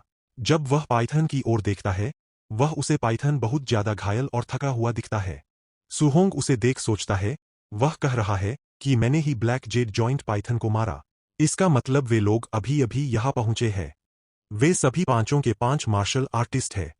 संख्या में वे मुझसे ज्यादा है। उनसे सीधे टकराना मुमकिन नहीं है। वह अभी इस बारे सोच ही रहा होता है। तभी उनमें से एक बंदा सुहो पर अटैक करने के लिए आगे बढ़ते हुए कहता है, ए लड़के, क्या तूने यंग मास्टर यह की बात नहीं सुनी? यंग मास्टर को उनका जॉइंट पाइथन मिल चुका है। लेकिन तुम अभी भी यहां से भागे क्यों नहीं? उस बंदे को वापस से अपने ऊपर अटैक करते देख सुहान गुस्सा हो जाता है और अपने पंच में थंडर कलेक्ट करते हुए कहता है, तूने मुझे पहले सिर्फ इसलिए पीछे धकेला था क्योंकि वह एक अचानक किया गया हमला था। क्या सच में तुझे लगता है कि मैं तुम सबको नहीं हरा सकता? तभी वे दोनों अपने पंच आपस में टकराते हैं। सुहोन की ओवरवेलमिंग को देख वह बंदा हैरानी से सोचता है, इसकी पावर सच में बहुत भयानक है। सुहोन के एक ही पंच से उन बंदे ही वह हड्डियों के चटकने की आवाज आती है। तभी सुहोन वापस से उस पर अटैक कर देता है। उस अटैक से उस बंदे का मास्क भी टूट जाता है और इसी पंच के साथ वह बंदा नॉक डाउन हो जाता है। सुहोन के अटैक को देख व्हाइट फॉक्स कहता है, एक्सीलेंट, यह अटैक तो वज्रफीस्ट है। जैसा सोचा था तुम वही हो। मिनोटर उसकी यह बात को सुन सुहन को यकीन हो जाता है कि यह व्हाइट फॉक्स है। व्हाइट फॉक्स कहता है, इतने लोगों के सामने मुझे ऐसी बेइज्जती देने वाला तू पहला इंसान है। इतना कहकर वह सभी को सुहोंग पर अटैक करने के लिए कहता है। सभी लोग उसकी बात मानकर उस पर अटैक कर देते हैं। सुहोंग जल्दी से अपने स्पेयर को लेकर उनके सामने से भागने लगता है और वे सभी सुहोंग का पीछा करने लगते हैं। वे सभी सुहोंग को चारों ओर ढूंढते हुए कहते हैं, आखिर वह पर्सन कहाँ चला गया? आगे का जंगल बहुत घना है। उसकी घात लगाने की पूरी संभावना है। सब लोग सावधान रहना। हम इतने लोग हैं, क्या सच में हम एक अकेले आदमी से डर रहे हैं? तभी सुहोंग जल्दी से उसके पीछे आ जाता है। अचानक से अपने पीछे सुहोंग को फील कर वह हैरान हो जाता है और जल्दी से पीछे मुड़ता है। तभी सुहोंग अपना अटैक उस बंदे पर अटैक कर देता है और वह बंदा पूरी तरह से ब्लड से घिर जाता है। व्हाइट फॉक्स अपने बंदे की इस हालत को देख हैरान रह जाता है। वह सोचता है, आखिर यह बंदा कितना फास्ट है कि इसने एक ही अटैक में एक मार्शल आर्टिस्ट को मार दिया। बाकी सभी बंदे डरते हुए कहते हैं, यंग मास्टर, यह तो थंडर रश फिस्ट का 9th अटैक है। यहां तक कि 3rd मार्शल आर्टिस्ट भी इस प्रकार का ट्रैक नहीं कर सकता है। कमबख्त, यह आदमी इतना तेज कैसे है? उनकी यह बातें सुन व्हाइट फॉक्स गुस्से में उन सभी की चुप रहने को कहता है और वह मन ही मन सोचता है, परफेक्ट वज्रफीस्ट, परफेक्ट रश थंडरफस्ट, यह कैसे मुमकिन है? सुहोंग उन सभी को देख सोचता है, अगर मैं अभी अभी ब्लैक जेड जाइंट पाइथन से नहीं भिड़ा होता और मेरी इतनी वाइटालिटी खर्च न हुई होती तो इन सबको सीधे सामने से कुचल देता। वह अपने स्पेयर को उनकी ओर फेंकते हुए सोचता है, लेकिन अब मुझे मौके ढूंढना होगा ताकि मैं इन्हें एक एक करके मर सकूं। वह स्पेयर उनके साइड में जाकर लगता है, जिससे उन सभी का ध्यान उस स्पेयर पर जाता है, और तभी इस मौके का फायदा उठाकर जुहानो उनमें से एक पर अटैक कर देता है। वह अपने एक ही अटैक में दूसरे बंदे को भी शांत कर देता है। अपने के बंदे को आसानी से अपने ही सामने मरता देख वो और भी ज्यादा डर जाता है। अब वे केवल 2 ही बंदे बचे होते हैं। ब्लेड लिए हुए बंदा डरकर कहता है, यंग मास्टर यह बच्चा बहुत स्ट्रांग है। चलो साथ में यहाँ से भाग चले। व्हाइट फॉक्स कहता है, क्या तुम मुझसे मजाक कर रहे हो? आज 203 में जरूर इसे मार डालूंगा। तभी सुहोंग वापस से उनकी घबराहट को देख वापस से उस पर अटैक कर देता है। सुहोंग उस बंदे को वापस से एक ही अटैक से टेक डाउन कर देता है। अपने लास्ट बंदे को गिरता देख व्हाइट फॉक्स सोचता है, कमबख्त सिर्फ कुछ ही दिन हुए हैं और यह बच्चा इतना ज्यादा ताकतवर कैसे हो गया। तभी सुहोंग वापस से उस पर अटैक करने के लिए आ जाता है। वह अपने पीछे सुहोंग को फील कर उस पर अटैक करने के लिए पीछे मुड़ता है। जब वह पीछे मुड़ता है तो उसे वहां सुहोंग नहीं दिखता है। तभी सुहोंग वापस से अपने स्पेयर से अटैक करने के लिए आ जाता है। व्हाइट फॉक्स अपना अटैक करते हुए कहता है, यह मत सोचो कि तुम मुझे बीट कर सकते हो। वह अपने वॉइड शटरिंग फिंगर का अटैक सुहोंगंग पर कर देता है। सुहोंगंग नीचे झुककर उसके अटैक से डज करता है और जहां पर उसका अटैक लगता है वहां का पैर वहीं से टूट जाता है। व्हाइट फॉक्स अपने चारों ओर वॉइड शटरिंग फिंगर से अटैक कर देता है। सुहोंग उसके अटैक को देख सोचता है, इतनी ताकत यह मार्शल स्किल कम लेवल की नहीं है। क्या यह क्लास बी की स्किल है? व्हाइट फॉक्स गुस्से में कहता है, सड़े हुए बच्चे, मैंने तेरा चेहरा याद कर लिया है। अगर तूने मुझे जरा सा भी नुकसान पहुंचाया तो मैं वापस जाकर तेरे पूरे परिवार को मार डालूंगा। अपने फैमिली को थ्रेटन करता देख सुहोंग का रेज बढ़ जाता है और उसकी आंखों में हम थंडर चमकता हुए देखते हैं। वह जल्दी से अपनी स्किल का यूज कर व्हाइट फॉक्स की ओर बढ़ता है। व्हाइट फॉक्स वापस से कहता है, मेरे अंकल मार्शल आर्टिस्ट बेस के सुपरवाइजर है और मेरे पिता वो अभी यह सभी कह ही रहा होता है। तभी सुहोंग जल्दी से उसके पीछे आकर उस पर अपने फीस्ट से अटैक कर देता है। वो अटैक करते हुए कहता है, माँ तुझे जनता हूं, तू अपने आप को ज्यादा माइटी दिखाना पसंद करता है। सुहोंग का पंच सीधे जाकर व्हाइट फॉक्स को लगता है और एक ही पंच में व्हाइट फॉक्स की हालत खराब हो जाती है और वह पीछे जाकर गिरता है। जहां पर व्हाइट फॉक्स गिरता है वहां पर चारों ओर धुंध फैल जाती है। तभी सुहोंग अपनी फुल पावर के साथ उसके पास आकर कहता है, तुम्हें मुझे मेरी फैमिली से थ्रेटन नहीं करना चाहिए था। व्हाइट फॉक्स की हालत एक ही पंच में खराब हो जाती है और उसके मुंह से ब्लर आने लगता है और वह हड़बड़ाते हुए कहता है, आखिर तुम इतने ताकतवर कैसे हो सकते हो? यह नामुमकिन है। तुम तो साफ तौर पर अब तक मार्शल आर्टिस्ट भी नहीं बने हो। आखिर तुम हो क्या? तभी उसके पीछे वह पाइथन आ जाता है और वह उसके पीछे आकर एक जोर की रोड लगाता है। तभी वह पाइथन अपनी टैल से व्हाइट फॉक्स पर अटैक कर देता है। उसी अटैक से शायद वह मारा जाता है। उसे मारने के बाद वो पाइथन अब सुहोंग की ओर बढ़ता है। उसे अपनी ओर रो लगाता देख सुहोंग कहता है, मैंने उन लोगों से लड़ते हुए बहुत ज्यादा समय बर्बाद कर दिया। यह ब्लैक जेट जॉइंट पाइथन, इसने तो अपनी स्टेमिना दोबारा रिकवर कर ली है। जब सुहान उस जॉइंट पाइथन के सामने जाता है तब वे सभी होश में आ जाते हैं। उनका एक बंदा आते हुए कहता है, दत्ता तेरे की यह बच्चा कुछ अलग है। बाकी सभी भी कहते हैं, हाँ सही कहा। वैसे हमारे यंग मास्टर यह कहाँ है? क्या उन्होंने उस बच्चे को टेक डाउन कर दिया? तभी उन सभी की नजर एक ओर जाती है जहां से बहुत तेज कंपन महसूस हो रहा होता है। हमें दिखाया जाता है उस ओर से सुहोंग भागता हुआ उन्हीं की ओर बढ़ रहा होता है। सुहोंग को अपनी ओर जिंदा बढ़ता देख वो सभी डर और हैरानी में चले जाते हैं और अपने अपने वेपन्स निकाल कर कहते हैं, ब्रे तुम आखिरकार आ ही गए। इस बार हम तुम्हें नहीं छोड़ेंगे। वही सुहोंग उन्हें अपने सामने से हटने को कहता है। जब सुहोंग उनके नजदीक आ जाता है तो वे देखते हैं कि सुहोंग के पीछे वही जॉइंट पाइथन उसे मारने के लिए उसके पीछे पड़ा है। जब वह उस पाइथन को देखते हैं तो उनकी फट जाती है और उन्हें समझ नहीं आता कि अब क्या किया जाए। सुहोंग जंप करके उनके आगे निकल जाता है, लेकिन वह अभी भी सदमे में ही होते हैं। तभी वह पाइथन अपना बड़ा सा मुंह खोलकर एक बंदे का वहीं पर खेल खत्म कर देता है। उस बंदे के मरने के कारण सुहोंग को 30 मार्शल वैल्यू प्राप्त होते हैं और उसे बताया जाता है, तुम्हें इनडायरेक्टली एक बंदे को किल किया है, इसीलिए तुम्हें यह मार्शल वैल्यू प्राप्त हुए है। वही पाइथन दूसरे बंदे को अपनी टेल से अटैक कर किल कर देता है, जिससे सुहोंग को वापस से उतने ही पॉइंट्स मिलते हैं। इस तरीके से पॉइंट्स को मिलता देख सुहोंग सोचता है, मुझे नहीं पता था कि इस तरह से भी पॉइंट्स कमाए जा सकते हैं। लेकिन पाइथन को उन सभी को इतनी आसानी से मारता देख वो काफी घबरा जाता है और अपनी फुल रफ्तार में आगे बढ़ने लगता है। वो एक और जंप लगाकर आगे जाते हुए सोचता है, इतने सारे बैटल्स करने के कारण मेरे पास पर्याप्त मार्शल वैल्यू हो गए। अब मैं आसानी से मार्शल आर्टिस्ट रियलम में ब्रेक थ्रू कर सकता हूं। वह जल्दी से जंप लगाकर एक पेड़ से दूसरे पेड़ और दूसरे से तीसरे इस तरीके से भागने लगता है। लेकिन इस तरीके से भागने के बावजूद भी पाइथन उसका पीछा नहीं छोड़ता।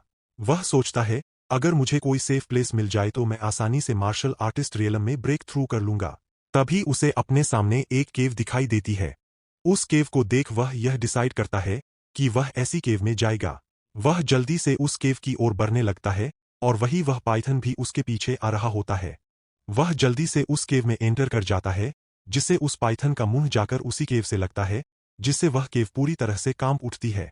वो पाइथन सुहॉन को देख और भी अंदर जाने का प्रयास करता है, लेकिन केव का दरवाजा छोटे होने की वजह से वो अंदर जाने में असमर्थ होता है।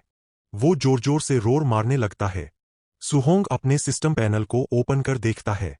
प्रेजेंट में उसकी वाइटलिटी 96 और स्पिरिट 76, फिजिक मोटल बॉडी 3% और उसके पास अभी टोटल 5 स्किल्स रेजिंग सी स्पेयर, थंडर रश, फिस्ट, बजरा फीस्ट, फ्लोटिंग लाइट पाम और वाइड स्टेप जो कि सभी परफेक्ट लेवल पर होती है, और उसके पास टोटल 504 मार्शल वैल्यू पॉइंट्स होते हैं। वो जल्दी से अपने मार्शल वैल्यू पॉइंट का यूज करके अपनी वाइटलिटी बढ़ाने लगता है, ताकि वह जल्दी से जल्दी मार्शल आर्टिस्ट रियलम में ब्रेक थ्रू कर सके। एक मार्शल वैल्यू पॉइंट के बदले 0.1 वाइटलिटी इंक्रीज होती है। वाइटलिटी इंक्रीज होने के कारण उसकी पूरी बॉडी गर्म होने लगती है और उसे यह महसूस हो रहा होता है जैसे कि उसे किसी मैग्मा में फेंक दिया हो और उसके वेंस में ज्वाला बह रहा हो। जैसे ही उसकी वाइटलिटी 100 छू जाती है, वैसे ही उसके बॉडी से रेड ओरा बाहर आने लगता है, जिसे देखकर वह पाइथन भी काफी डर जाता है। वाइटलिटी के 100 तक पहुंचते ही वह मार्शल आर्टिस्ट रियलम में ब्रेक थ्रू कर लेता है। अपनी बढ़ती हुई पावर को फील कर सुहॉर्न कहता है, अब मैं सच में रियल मार्शल आर्टिस्ट बन गया। उसके इतना कहते ही उसके बॉडी से बहुत ही ज्यादा मात्रा में रेड ओरा बाहर निकलने लगता है।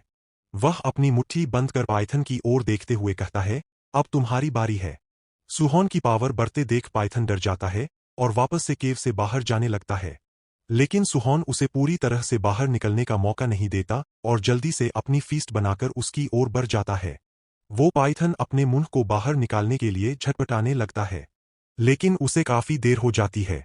तभी सुहोंग अपना पंच उसके मुंह पर मार देता है, जिससे वह केव का मुंह फाड़कर बाहर गिरता है और जोर से रो लगाता है। एक ही पंच से उसके मुंह से ब्लर आने लगता है। सुहोंग उसे संभलने का मौका नहीं देता और वापस से अपने वज्रा फीस्ट से अटैक करने के लिए उसकी ओर बढ़ता है।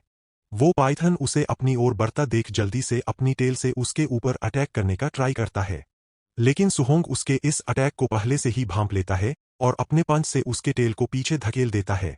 लेकिन उसके इस अटैक से उसके मुंह से ब्लर आने लगता है और वही वह दूसरे हाथ में एक भाला पकड़े होता है। वह अपने भाले से उस पर अटैक कर उसकी बॉडी को पियर्स कर देता है, जिस वजह से वह पाइथन दर्द भरी एक जोर की रोड लगाता है। वह वापस से अपने थंडर रश फिस्ट का अटैक उसके ऊपर करने के लिए चला जाता है। यह अटैक वह सीधे उसके मुंह पर हिट करता है, जिससे वह पाइथन जाकर जमीन पर लगता है और उसी अटैक से उसका खेल खत्म हो जाता है। वह उसे मारने के बाद कहता है, हालांकि यह जॉइंट पाइथन बहुत बुरी तरह से पहले ही इंजर्ड था, लेकिन तब भी मुझे उसे मारने के लिए अपनी पूरी पावर का यूज करना पड़ा। यह सच में बहुत ज्यादा डिफिकल्ट था। पाइथन को मारने की वजह से उसे 92 मार्शल वैल्यू पॉइंट प्राप्त होते हैं। फिर वह अपनी नाइफ निकाल कर कहता है, मुझे फ्यूरोशियस बीस्ट को किल करके उसके कान को अपने साथ ले जाना है ताकि मैं रिवॉर्ड को ले सकूं। लेकिन पाइथन के पास तो कान ही नहीं होते। लगता है मुझे इसका कोई भी रिवॉर्ड नहीं मिलेगा, चलो छोड़ो इसे। वह यह कहकर धीरे धीरे व्हाइट फॉक्स की बॉडी की ओर बढ़ता है। वह इसकी बॉडी को देख उससे कहता है, तुम सच में बहुत आसानी से मारे गए। दोस्तों, देखो सुहोंग ने उसे कितनी बेहरमी से मारा। उसके पूरे हाथ पैरों को तोड़ डाला। फिर वह हाई लेवल की मार्शल आर्ट कूना और शॉर्ट तकनीक ढूंढने के लिए उसके कपड़ों को खंगालने लगता है। जब वह उसे सही से चेक करता है तो उसे वह मार्शल आर्ट तकनीक मिल जाती है जिसका नाम वाइड ब्रेकिंग फिंगर होता है। वह उस टेक्निक को लेकर उसी केव में चला जाता है और इस पाइथन को वहीं पड़ा रहने देता है और वह उस केव को पूरी तरह से पत्थरों से बंद कर देता है, जिससे कोई उसे डिस्टर्ब ना कर सके। वो उस स्किल को प्रैक्टिस करने के लिए बैठ जाता है। वह बताता है, मैं पहले ही वॉइड ब्रेकिंग फिंगर की पूरी शुरुआती कल्टीवेशन मेथड याद कर चुका हूं। अब अगला कदम सिस्टम की मदद से इसे तेजी से मास्टर करना है। वह उसे सीखने के लिए अपने सिस्टम स्पेस में चला जाता है। उसके सामने उसका एक क्लोन आता है और उसके साथ प्रैक्टिस करने लगता है, जिससे वह धीरे धीरे वॉइड ब्रेकिंग फिंगर को सीखने लगता है। कुछ टाइम और प्रैक्टिस करने के बाद वो वॉइड ब्रेकिंग फिंगर को बेसिक लेवल तक मास्टर कर लेता है। वो उसे बेसिक लेवल तक सीखने के बाद अपने सिस्टम स्पेस से बाहर आ जाता है और उस स्किल को देख कहता है, जैसा सोचा था बी रैंक मार्शल स्किल वाकई कमाल की है। सिर्फ बेसिक रियल तक सीखने पर ही इतना जबरदस्त प्रेशर पैदा हो रहा है। अब मुझे इसी स्किल का यूज कर सभी बीस्ट को हंट करना नहीं होगा। अब हमारा सीन बदलकर सीधे 3 दिन बाद आता है और हमें एक बियर एक रो लगाता दिखता है। वो अपना क्लो अटैक सुहोंग पर करता है, लेकिन सुहोंग अपनी हाल ही में सीखी गई स्किल का यूज कर उसे एक ही अटैक से फिनिश कर देता है। उस बीस्ट को एक ही अटैक में मारने पर वह कहता है, आखिरकार मैंने इसे परफेक्ट रियल तक पहुंचा ही दिया। सच में यह बी रैंक मार्शल स्किल कहलाने के लायक है। इसी के साथ वो वॉइड ब्रेकिंग फिंगर को परफेक्ट लेवल तक मास्टर कर लेता है। वो कहता है, अब मेरे जाने का टाइम आ चुका है। अब हमारा सीन बदलकर सीधे मार्शल आर्टिस्ट बेस की ओर आता है। वहां बेस में कई सारे लोग इकट्ठा होते हैं। सभी वॉरियर्स अपने रिवॉर्ड को पाने के लिए शॉप पर खड़े होते हैं। कुछ बंदे एक टीम के टोटल रिवॉर्ड को देख कहते हैं, हे भगवान, पूरे 23,000 तुम्हारी थंडर स्क्वाड तो सच में खूंखार है। तुम सभी ने इतने सारे मार डाले। यह कमाई तो मेरी कई महीनों की मेहनत के बराबर है। तभी उनको एक दूसरी शॉप से आवाज आती है, कमाल है। एक भी नॉन रैंक फेरोशियस बीस्ट नहीं, सभी टीयर 1 फेरोशियस बीस्ट है। यहाँ तो कुछ हाई स्टेज वाले भी है। उस आवाज को सुन उन सभी का ध्यान भी उसी शॉप की ओर चला जाता है। हम देखते हैं, यह सभी सुहॉर्न के बारे में बात कर रहे होते हैं। शॉप ओनर कहती है, तुम्हारे पर 72 tier 1 initial stage, 83 tier 1 middle stage, 17 tier 1 high stage, तुम्हारे कुल 46,000 ब्लू स्टार कॉइक्स हुए। उन सभी लोगों को उसे उस तरह से घूरता देख सुहॉर्न सोचता है, क्या मैंने ज्यादा ही मार दिए? यह तो बहुत ज्यादा कॉन्सेप्शियस लग रहा है। काश पहले पता होता तो थोड़ा कम शिकार करता। तभी बेस से एकदम जोर की आवाज आती है। एक पर्सन बहुत ही ज्यादा गुस्से से चिल्ला रहा होता है। वह कहता है, यह कैसे हो सकता है? यहाँ तो कई हाई लेवल मार्शल आर्टिस्ट मौजूद है। पूरा बेस सील कर दो। एक भी मक्खी बाहर नहीं जानी चाहिए। यह सब कहने वाला पर्सन और कोई नहीं, यह फेंग का अंकल होता है, यानी व्हाइट फॉक्स का अंकल, जो कि इस बेस का पर्सन इंचार्ज होता है। उसकी यह बात सुन एक बंदा डरते डरते उससे पूछता है, सुपरवाइजर यह क्या हुआ? वो गुस्से में चिल्लाते हुए कहता है, मेरा भतीजा यह फेंग और उसके साथ के चारों मार्शल आर्टिस्ट सब मारे जा चुके हैं। उसकी यह बात सुन सभी वॉरियर्स तर सोचते हैं, क्या यह फेंग किसी के हाथों मारा गया? 5 लोगों की पूरी टीम खत्म। वही कुछ वॉरियर्स यह बात सुन मन ही मन खुश होकर सोचते हैं, अच्छा हुआ वो मारा गया। हम में से कौन है जिसे यह फेंक ने नहीं लूटा? अगर उसकी पहचान का डर न होता तो मैं उसे बहुत पहले मार चुका होता। यह आफत आखिरकार मर गई। उसका अंकल कहता है, यह फेंग के शरीर से एक भी रैंक मार्शल स्किल गायब है। सभी मार्शल आर्टिस्ट की तलाशी ली जाएगी। संदेह साफ होने तक कोई भी बाहर नहीं जाएगा। सुहोंग उसकी यह बात सोचता है। लाशों को देखकर साफ है, खेन ब्लैक जेड जॉइंट पाइथन ने ही मारा है। इसका शक मुझ तक नहीं पहुंचना चाहिए। इसकी यह बात सुन सभी वापस से आपस में खुशफसाने लगते हैं। तभी वही शॉप ओनर जिसके शॉप पर सुहोंग ने ट्रेड किया होता है, वह उसके अंकल यह की के पास आकर उससे कुछ कहती है। सुहोंग उस शॉप ओनर को उसके पास जाता देखता है और सोचता है, कहीं यह लोग मुझे ही तो निशाना नहीं बना रहे। उस शॉप ओनर की बात सुन यह की का ध्यान भी सुहोंग की ओर जाता है। फिर वो धीरे धीरे उसकी ओर बढ़ने लगता है। उसको सुहोर्न की ओर बढ़ता देख सभी मार्शल आर्टिस्ट उसे दूर हट जाते हैं। वो सुहोर्न के पास जाकर अपने ओरा को फैलाकर कहता है, छोटे भाई, मैंने सुना है कि तुमने अकेले 4 लाख की कीमत के फेरोशियस बीस्ट्स मार डाले। तुम्हारी काबिलियत वाकई हैरान करने वाली है। उसके ओरा से हवा में अचानक दबाव बढ़ जाता है। व्हाइट फॉक्स का अंकल अपने ओरा को फैलाकर सुहोर्न की ओर बढ़ते हुए कहता है, लिटिल ब्रदर, मैंने सुना है कि तुमने अकेले ही 4 लाख के वर्थ वाले बीस्ट्स को ठिकाने लगा दिया। तो पक्का तुम्हारे पास कुछ स्किल्स होगी। वो शॉप ओनर भी सुहोर्न की ओर इशारा करते हुए बताती है, मैंने इसके लेवल को देखा जो कि केवल 1 टीयर के इनिशियल स्टेज पर था। तो आखिर यह कैसे ही इतने सारे बीस्ट्स को डिफीट कर सकता है? इसने जरूर ही यंग मास्टर यह का बैग उठाया होगा। इसे आप तुरंत चेक करिए, आपको जरूर ही इसके पास से कुछ मिलेगा। उस शॉप ओनर की यह बात सुन वह बॉडीगार्ड सुहन की ओर अपनी फीस्ट में पावर कलेक्ट कर बढ़ने लगते हैं। सुहोंग उन्हें अपने पास आता देख बिल्कुल शांत रहता है। जैसे ही वे पास आते हैं, सुहोंग उनके आंखों के सामने अपना स्पेयर रख देता है।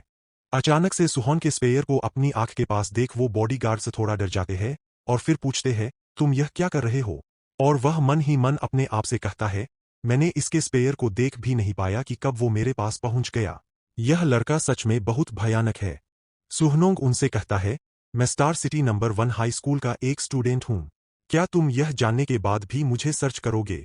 सुहोन की इस बात को सुन यह की सोचता है, नंबर 1 हाई स्कूल का प्रिंसिपल अपने स्टूडेंट्स के लिए बहुत ज्यादा प्रोटेक्टिव है। वह कोई ऐसा नहीं है जिससे मैं पंगा ले सकूं। लेकिन यह बच्चा अभी भी काफी सस्पिशियस है। वह यह सोचकर अपने बॉडीगार्ड्स को आगे बढ़ने से रोक लेता है और वापस से सोचने लगता है, अगर उसने अकेले ही इतने सारे बीस्ट्स को मारा है तो यह जरूर ही एक जीनियस है, और यदि ऐसा है तो मैं इसे ऑफेंड कर भारी गलती कर रहा हूं। यह गलती इतनी बड़ी होगी कि मैं पाने से ज्यादा खो दूंगा।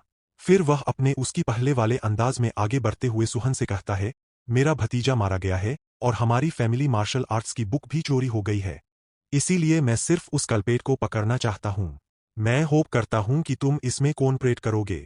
सुहोंग भी कहता है, मैं भी यह होप करता हूं कि तुम किसी अच्छे पर्सन को अपराधी नहीं बनाओगे। यह कहता है, अगर तुम अपराधी नहीं निकले तो मैं तुम्हें सर्च करने के लिए कंपनसेशन के तौर पर 10,000 मनी दूंगा। बताओ तुम इसके बारे में क्या कहते हो? सुहंग शांति से कहता है, नहीं 3,000, और वह मन ही मन कहता है, यह फेंक जांट पाइथन के हाथों मारा गया। जब तक यह मार्शल आर्ट्स का पता लगाएंगे तब तक यह मुझे ट्रेस नहीं कर पाएंगे। यह की 300 के लिए राजी हो जाता है। इसी के साथ उनमें से एक गार्ड जाकर उसे सर्च करने लगता है। सुहोंग उसके साथ कोऑपरेट करते हुए कहता है, सही से सर्च करो, मैं झूठा अपराधी बनना नहीं चाहता। वो बॉडीगार्ड सर्च करता है पर उसे सुहोंग के पास कुछ भी नहीं मिलता। इसके बाद वो यह कि इसे कहता है, इसके पास कुछ नहीं है। यह कि गार्ड की यह बात सुन उससे कहता है, ठीक है, तो इसे 300 मनी दे दो और इसे यहां से जाने दो। सुहोन मन ही मन सोचता है, मैंने जब उस स्किल को सीख लिया था तब मैंने उसे जला दिया ताकि मेरे ऊपर ऐसी मुसीबत ना आए। यह कि आगे बढ़ते हुए कहता है, वो मार्शल आर्ट ढूंढते रहो जब तक तुम्हारा सस्पेशन क्लियर नहीं हो, तब तक किसी को जाने मत दो। वही वह शॉप ओनर कहती है, पहले जाकर नहाओ, कपड़े बदलो, फिर मार्शल आर्टिस्ट एसोसिएशन जाकर असेसमेंट और रजिस्ट्रेशन कराओ। मुझे जितनी जल्दी हो सके गाइडेंस टेक्निक चाहिए। अब हमारा सीन बदलकर मार्शल आर्टिस्ट बेस के सबॉर्डिनेट होटल पर आता है। वहीं एक रूम में हमारा हीरो सुहोंग बैठा होता है। वो अपने सिस्टम पैनल को देखते हुए कहता है, 534 मार्शल वैल्यू, इतनी ज्यादा। पिछले कुछ दिनों से मैं पूरा ध्यान वॉइड ब्रेकिंग फिंगर की कल्टीवेशन और फेरोशियस बीस्ट्स का शिकार करने में लगा था। मैंने तो इसे इस्तेमाल करने का मौका ही नहीं पाया। वह अपने पैनल को देखता है। उसकी वाइटलिटी 163, स्पिरिट 23, फिजिक मल बॉडी 6% होती है। वहीं उसके पास martial skills, void breaking finger, raging sea spear technique, thunder rush fist, Vajra fist, floating light palm, void step होती है, और वे सारी की सारी परफेक्ट लेवल पर होती है। वो सोचता है, tier 1 initial stage martial artist तक पहुंचने के लिए 100 वाइटलिटी पॉइंट्स की जरूरत होती है, और वही tier 1 middle stage martial artist तक पहुंचने के लिए 200 वाइटलिटी पॉइंट्स की जरूरत होती है। मैं अभी इनिशियल स्टेज में हूं, अगर मैं सारी मार्शल वैल्यू वाइटलिटी में डाल दूं तो मैं इसे 53.4 वाइटलिटी पॉइंट्स बढ़ा सकता हूं। मतलब मुझे मिडिल स्टेज तक पहुंचने के लिए बस 40 से थोड़ा ज्यादा वाइटलिटी चाहिए। लेकिन स्पिरिट और मर्टल बॉडी यह दोनों अभी तक अपग्रेड नहीं हुए हैं। मुझे नहीं पता इनका असली असर क्या है जब मैं इन्हें बढ़ाऊंगा। उसकी स्पिरिट और मल बॉडी 6% होती है। खैर, अभी मेरे पास मार्शल वैल्यू की कोई कमी नहीं है।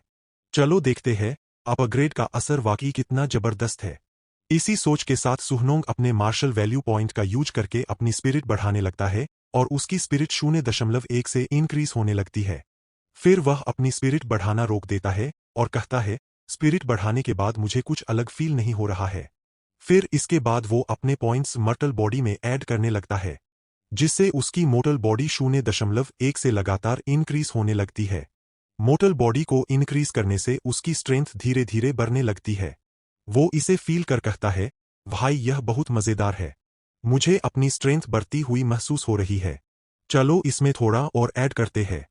वो अपनी स्पिरिट 23 से 26.5 कर लेता है और मोटल बॉडी 6% से 36.1 कर लेता है। लेकिन मुझे यह समझ नहीं आया यार, उसके मार्शल वैल्यू कम क्यों नहीं हुए? वह कहता है, अब मेरी मोटल बॉडी में पॉइंट नहीं डल रहे हैं, तो चलो 200 पॉइंट्स अपने वाइटालिटी में डाल दे और बाकी बचे स्पिरिट में। इसी के साथ वो सारे पॉइंट्स अपने वाइटालिटी और स्पिरिट में डिस्ट्रीब्यूट कर देता है। वाइटलिटी के इंक्रीज होते ही उसे ऐसा महसूस होता है जैसे उसकी बॉडी में एंडलेस पावर आ गई हो और इस टाइम उसके बॉडी से रेड ओरा बाहर निकलने लगता है और धीरे धीरे उसकी बॉडी काफी बड़ी दिखने लगती है और कुछ टाइम बाद उसकी बॉडी वापस से अपने पहले वाले शेप में आ जाती है।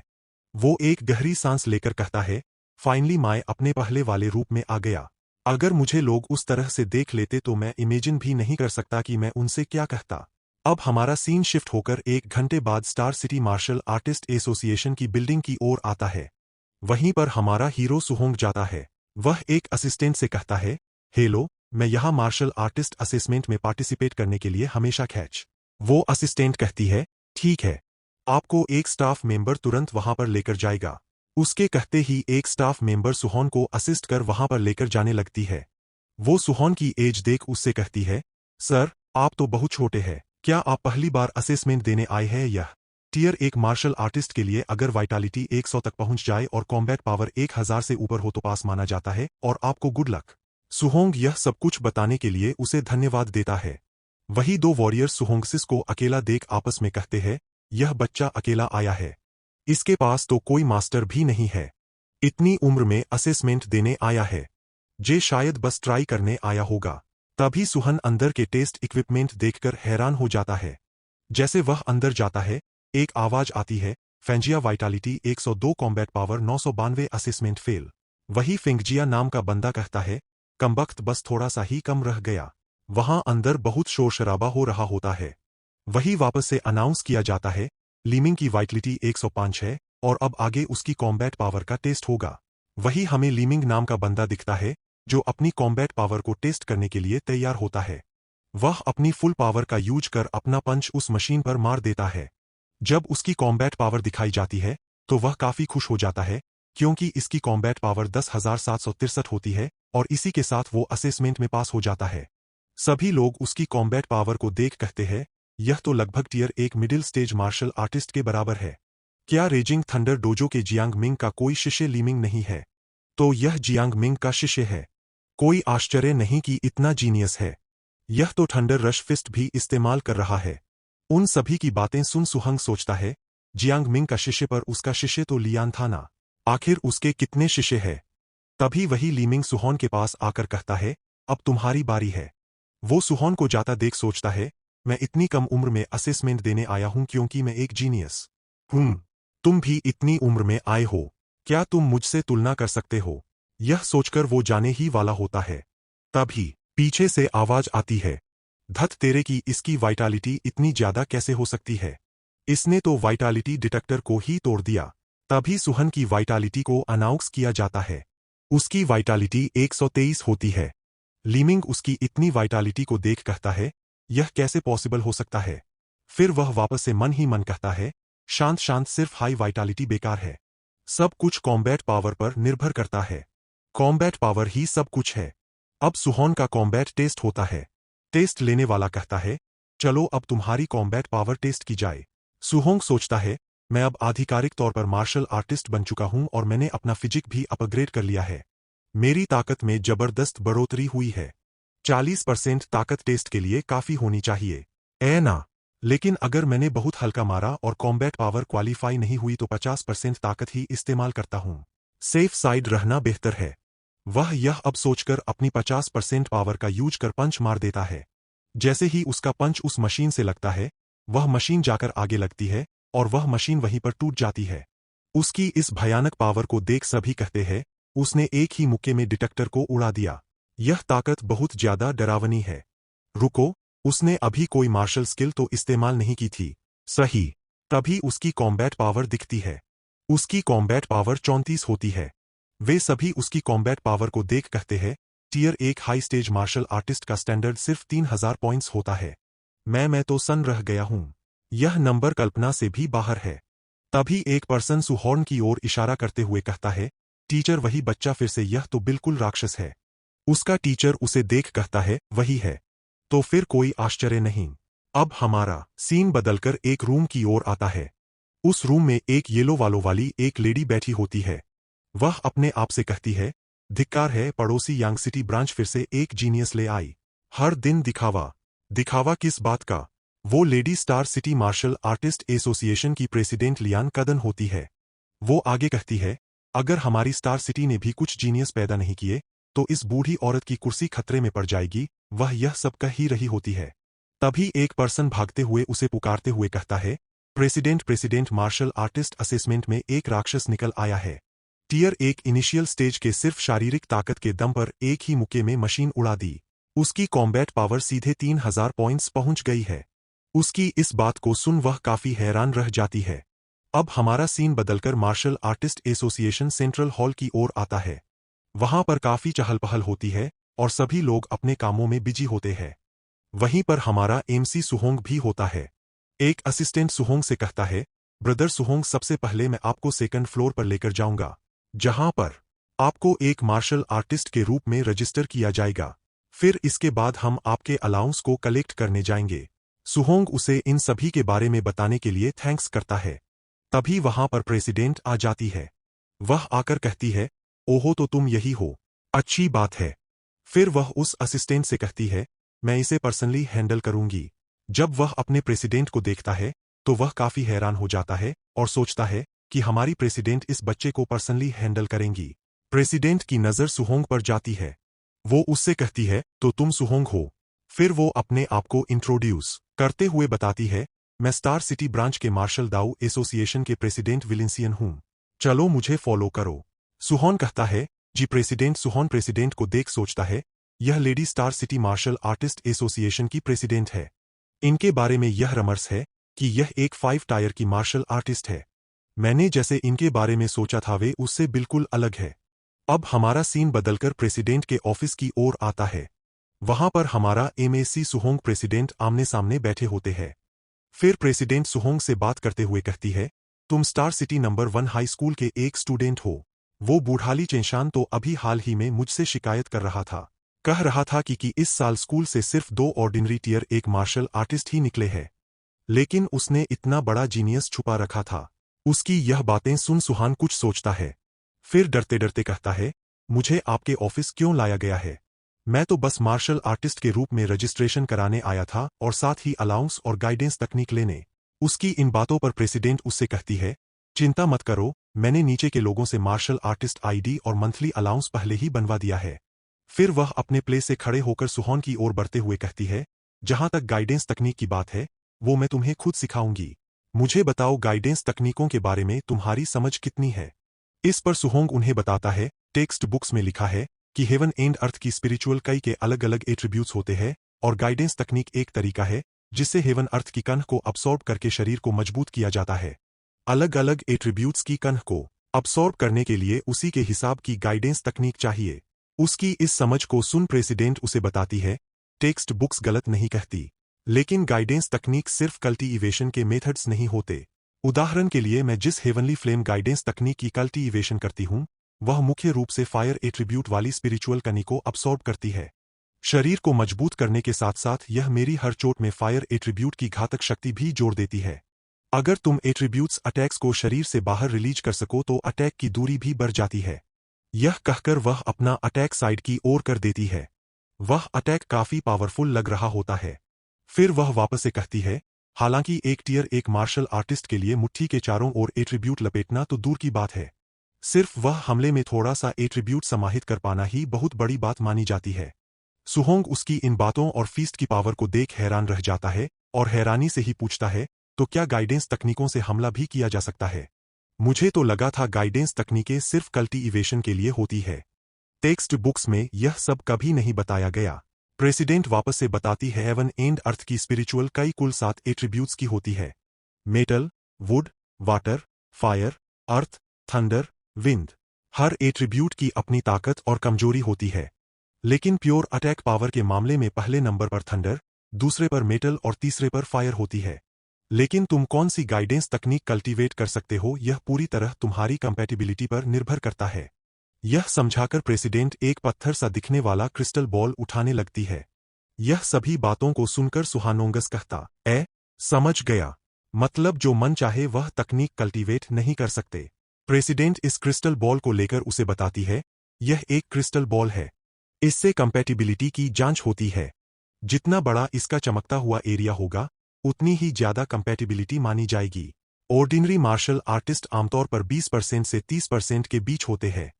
मैं खुद भी लगभग 80% हूं, जो कि काफी ऊंचा माना जाता है। हमें दिखता भी है, जैसे ही प्रेसिडेंट उसे छूती है, वो क्रिस्टल बॉल फायर से जगमगाने लगती है। वो क्रिस्टल बॉल सुहॉन की ओर करते हुए कहती है, लेकिन मुझे लगता है तुम्हारा जैसा जीनियस निश्चित रूप से 90% से ऊपर जाएगा। सुहोंग उस क्रिस्टल बॉल को अपने हाथों में लेकर सोचता है, प्रेसिडेंट वो इतनी कम उम्र में टियर 5 मार्शल आर्टिस्ट बन गई थी। वो एक संपूर्ण जीनियस है। अगर उनकी कंपैटिबिलिटी सिर्फ 80% है, तो मेरा 90% तक पहुंचना कुछ ज्यादा ही अतिशयोक्ति होगी। जैसे ही सुहंग अपनी एनर्जी उस क्रिस्टल पर डालता है, वो क्रिस्टल फायर एट्रीब्यूट से ग्लो करने लगता है। उसे पूरी तरह से ग्लो होता देख सुहंगन प्रेसिडेंट दोनों हैरान रह जाते हैं। वो कहती है, क्रिस्टल तो फुल ग्लो हो गया, यानी तुम्हारी फायर के साथ कंपैटिबिलिटी 100% है। वह अभी भी सदमे में होती है। वह सुहॉर्न के पास आकर उससे कहती है, क्या तुम्हें इसका मतलब पता है? सुहॉर्न उसी हैरानी वाले भाव से कहता है, नहीं, मुझे नहीं पता। प्रेसिडेंट बताती है, इसका मतलब है तुम फायर एट्रीब्यूट वाली हेवन अर्थ स्पिरिचुअल कई को 100% बिना किसी लीक के पूरी तरह अब्सॉर्ब कर सकते हो। मेरी कंपैटिबिलिटी 80% है। इसका मतलब है कि फायर एट्रीब्यूट को अब्सॉर्ब करते समय 20% तो यूं ही नष्ट हो जाती है। लेकिन मां इतने ही कंपैटिबिलिटी के साथ टियर 5 मार्शल आर्टिस्ट बनी हूं और star city martial artist association की प्रेसिडेंट तक पहुंची हूं। और वह खुशी से उसकी ओर इशारा करते हुए बताती है, और तुम्हारी फ्यूचर की अचीवमेंट्स मुझसे कहीं ऊंची होंगी। मुझे उम्मीद नहीं थी कि छोटी सी स्टार सिटी एक ऐसे मॉन्सर को प्रोड्यूस करेंगी जो कि magic city imperial capital region के मॉन्सर से कमजोर नहीं होगा। वह हैरानी से इसके बारे में सोचता है और मन ही मन कहता है, फायर एट्रीब्यूट अच्छा है, लेकिन मुझे तो थंडर एट्रीब्यूट ज्यादा पसंद है। काश मेरे पास थंडर स्पिरिट एट्रीब्यूट होता। जैसे ही वह इस बारे में सोचता है, वह क्रिस्टल थंडर एट्रीब्यूट से ग्लो करने लगता है। उस क्रिस्टल से थंडर एट्रीब्यूट को निकलता देख प्रेसिडेंट इतनी अचंभे में चली जाती है कि उसके मुंह से कुछ भी शब्द नहीं निकलते। कुछ देर तक वे दोनों क्रिस्टल को हैरानी से घूरते रहते हैं। फिर सुहोंगंग अपनी चुप्पी तोड़ते हुए कहता है, प्रेसिडेंट मेरी थंडर एट्रीब्यूट कंपैटिबिलिटी भी 100% लग रही है। प्रेसिडेंट यह सब अपने सामने देख कुछ भी नहीं कह पाती और मन ही मन सोचती है, यह सच में रियल है या फेक। इस बच्चे सुहॉन के पास फायर और थंडर दोनों एट्रीब्यूट है, जिनकी कंपैटिबिलिटी 100% है। आखिर यह किस प्रकार का मॉन्सर है? वह अभी इसी सदमे में होती है कि इसके पास 2 एट्रीब्यूट कैसे है। तभी वो क्रिस्टल वापस से विंड एट्रीब्यूट से ग्लो करने लगता है। सुहोंग वापस से उससे कहता है, प्रेसिडेंट लगता है मेरी विंड एट्रीब्यूट की कंपैटिबिलिटी भी 100% है। जब वह देखती है, तो उसके मुंह से यही शब्द निकलते हैं, नहीं हो सकता है। यह इतना बेहुदा कैसे हो सकता है? कुछ मिनट बाद वह थक कर सोफा पर बैठ जाती है और उनके बीच बिल्कुल सन्नाटा हो जाता है। वह सुहॉन के एट्रीब्यूट्स को देख सदमे में होती है, जिससे उसके चेहरे पर पसीना आ रहा होता है। वह कहती है, नहीं, ऐसा नहीं हो सकता। आखिर यह कैसे हो सकता है? इसकी सभी एट्रीब्यूट के साथ कंपैटिबिलिटी 100% है। लगता है मैं जरूर सपना देख रही हूं। वह सोचती है, मैं खुद को टॉप टियर जीनियस मानती थी। मैं 30 साल की उम्र में टियर 5 मार्शल आर्टिस्ट बनना फेनिक्स के पंख और यूनिकॉर्न के सींग जितना दुर्लभ समझती थी। लेकिन जब मेरा सामना सामान्य समझ से परे एक एग्जिस्टेंस से हुआ, तब मुझे एहसास हुआ मैं तो सिर्फ एक साधारण इंसान हूं। सामान्य समझ से परे एग्जिस्टेंस को हराने के लिए सिर्फ वही लोग सक्षम होते हैं जो खुद भी सामान्य समझ से परे हो। ऐसे एग्जिस्टेंस जिन्हें साधारण लोग समझ ही नहीं सकते। सुहोंग सोचता है, सातों एट्रीब्यूट सब 100% है। अगर मैं सिर्फ अंत में थंडर को कल्टीवेट करूं और बाकी 6 छोड़ दूं, तो यह भयानक बर्बादी होगी। कितना कष्टदायक है यह। वह इस बारे में सोचकर प्रेसिडेंट से कहता है, क्या आप मुझे सातों एट्रीब्यूट्स की गाइडेंस तकनीकों की एक एक कॉपी दे सकती है? उसकी यह बात सुन प्रेसिडेंट समझ नहीं पाती कि वह क्या कहना चाहता है। फिर वह सुहॉर्न को बताती है, ह्यूमन एनर्जी की लिमिट होती है। चाहे तुम्हारा टैलेंट कितना भी ऊंचा क्यों ना हो, 1 या 2 एट्रीब्यूट की कल्टीवेशन करना ही सबसे बेहतर होता है। पास्ट में किसी ने एक साथ गाइडेंस तकनीकें कल्टीवेट करने की कोशिश की थी। दशकों की कल्टीवेशन के बाद भी वह सिर्फ टियर 1 मार्शल आर्टिस्ट ही रहा। सुहंग उससे कहता है, मैंने अभी तक अपना मन नहीं बनाया कि सभी को कल्टीवेट करूंगा। मैं बस एक बार ट्राई करना चाहता हूं। फिर इसके बाद में किसी एक को कल्टीवेट करूंगा। उसकी इस बात को सुन प्रेसिडेंट एक राहत की सांस लेते हुए कहती है, ठीक है, लेकिन याद रखना तुम्हें बिल्कुल भी उलझन नहीं करनी है। अपने टैलेंट को व्यर्थ मत जाने देना। तभी वह उससे पूछती है, अगर मुझे याद है, तो तुम्हारे स्कूल की मंथली एग्जाम जल्द आने वाली है। ना। इस पर सुहोन कहता है, जी प्रेसिडेंट अचानक इतनी चिंता क्यों? प्रेसिडेंट बताती है, हाल ही में ओनल हेवंस बैटलफील्ड में तनाव तेजी से बढ़ रहा है। 10,000 रेशेस और ह्यूमन रेस के बीच ग्रेट वॉर कभी भी हो सकता है। इसीलिए हमने कई सारे रिसोर्स लगाकर एक जीनियस ट्रेनिंग कैंप तैयार किया है और मैं तुम्हें उसके लिए रिकमेंड करना चाहती हूँ।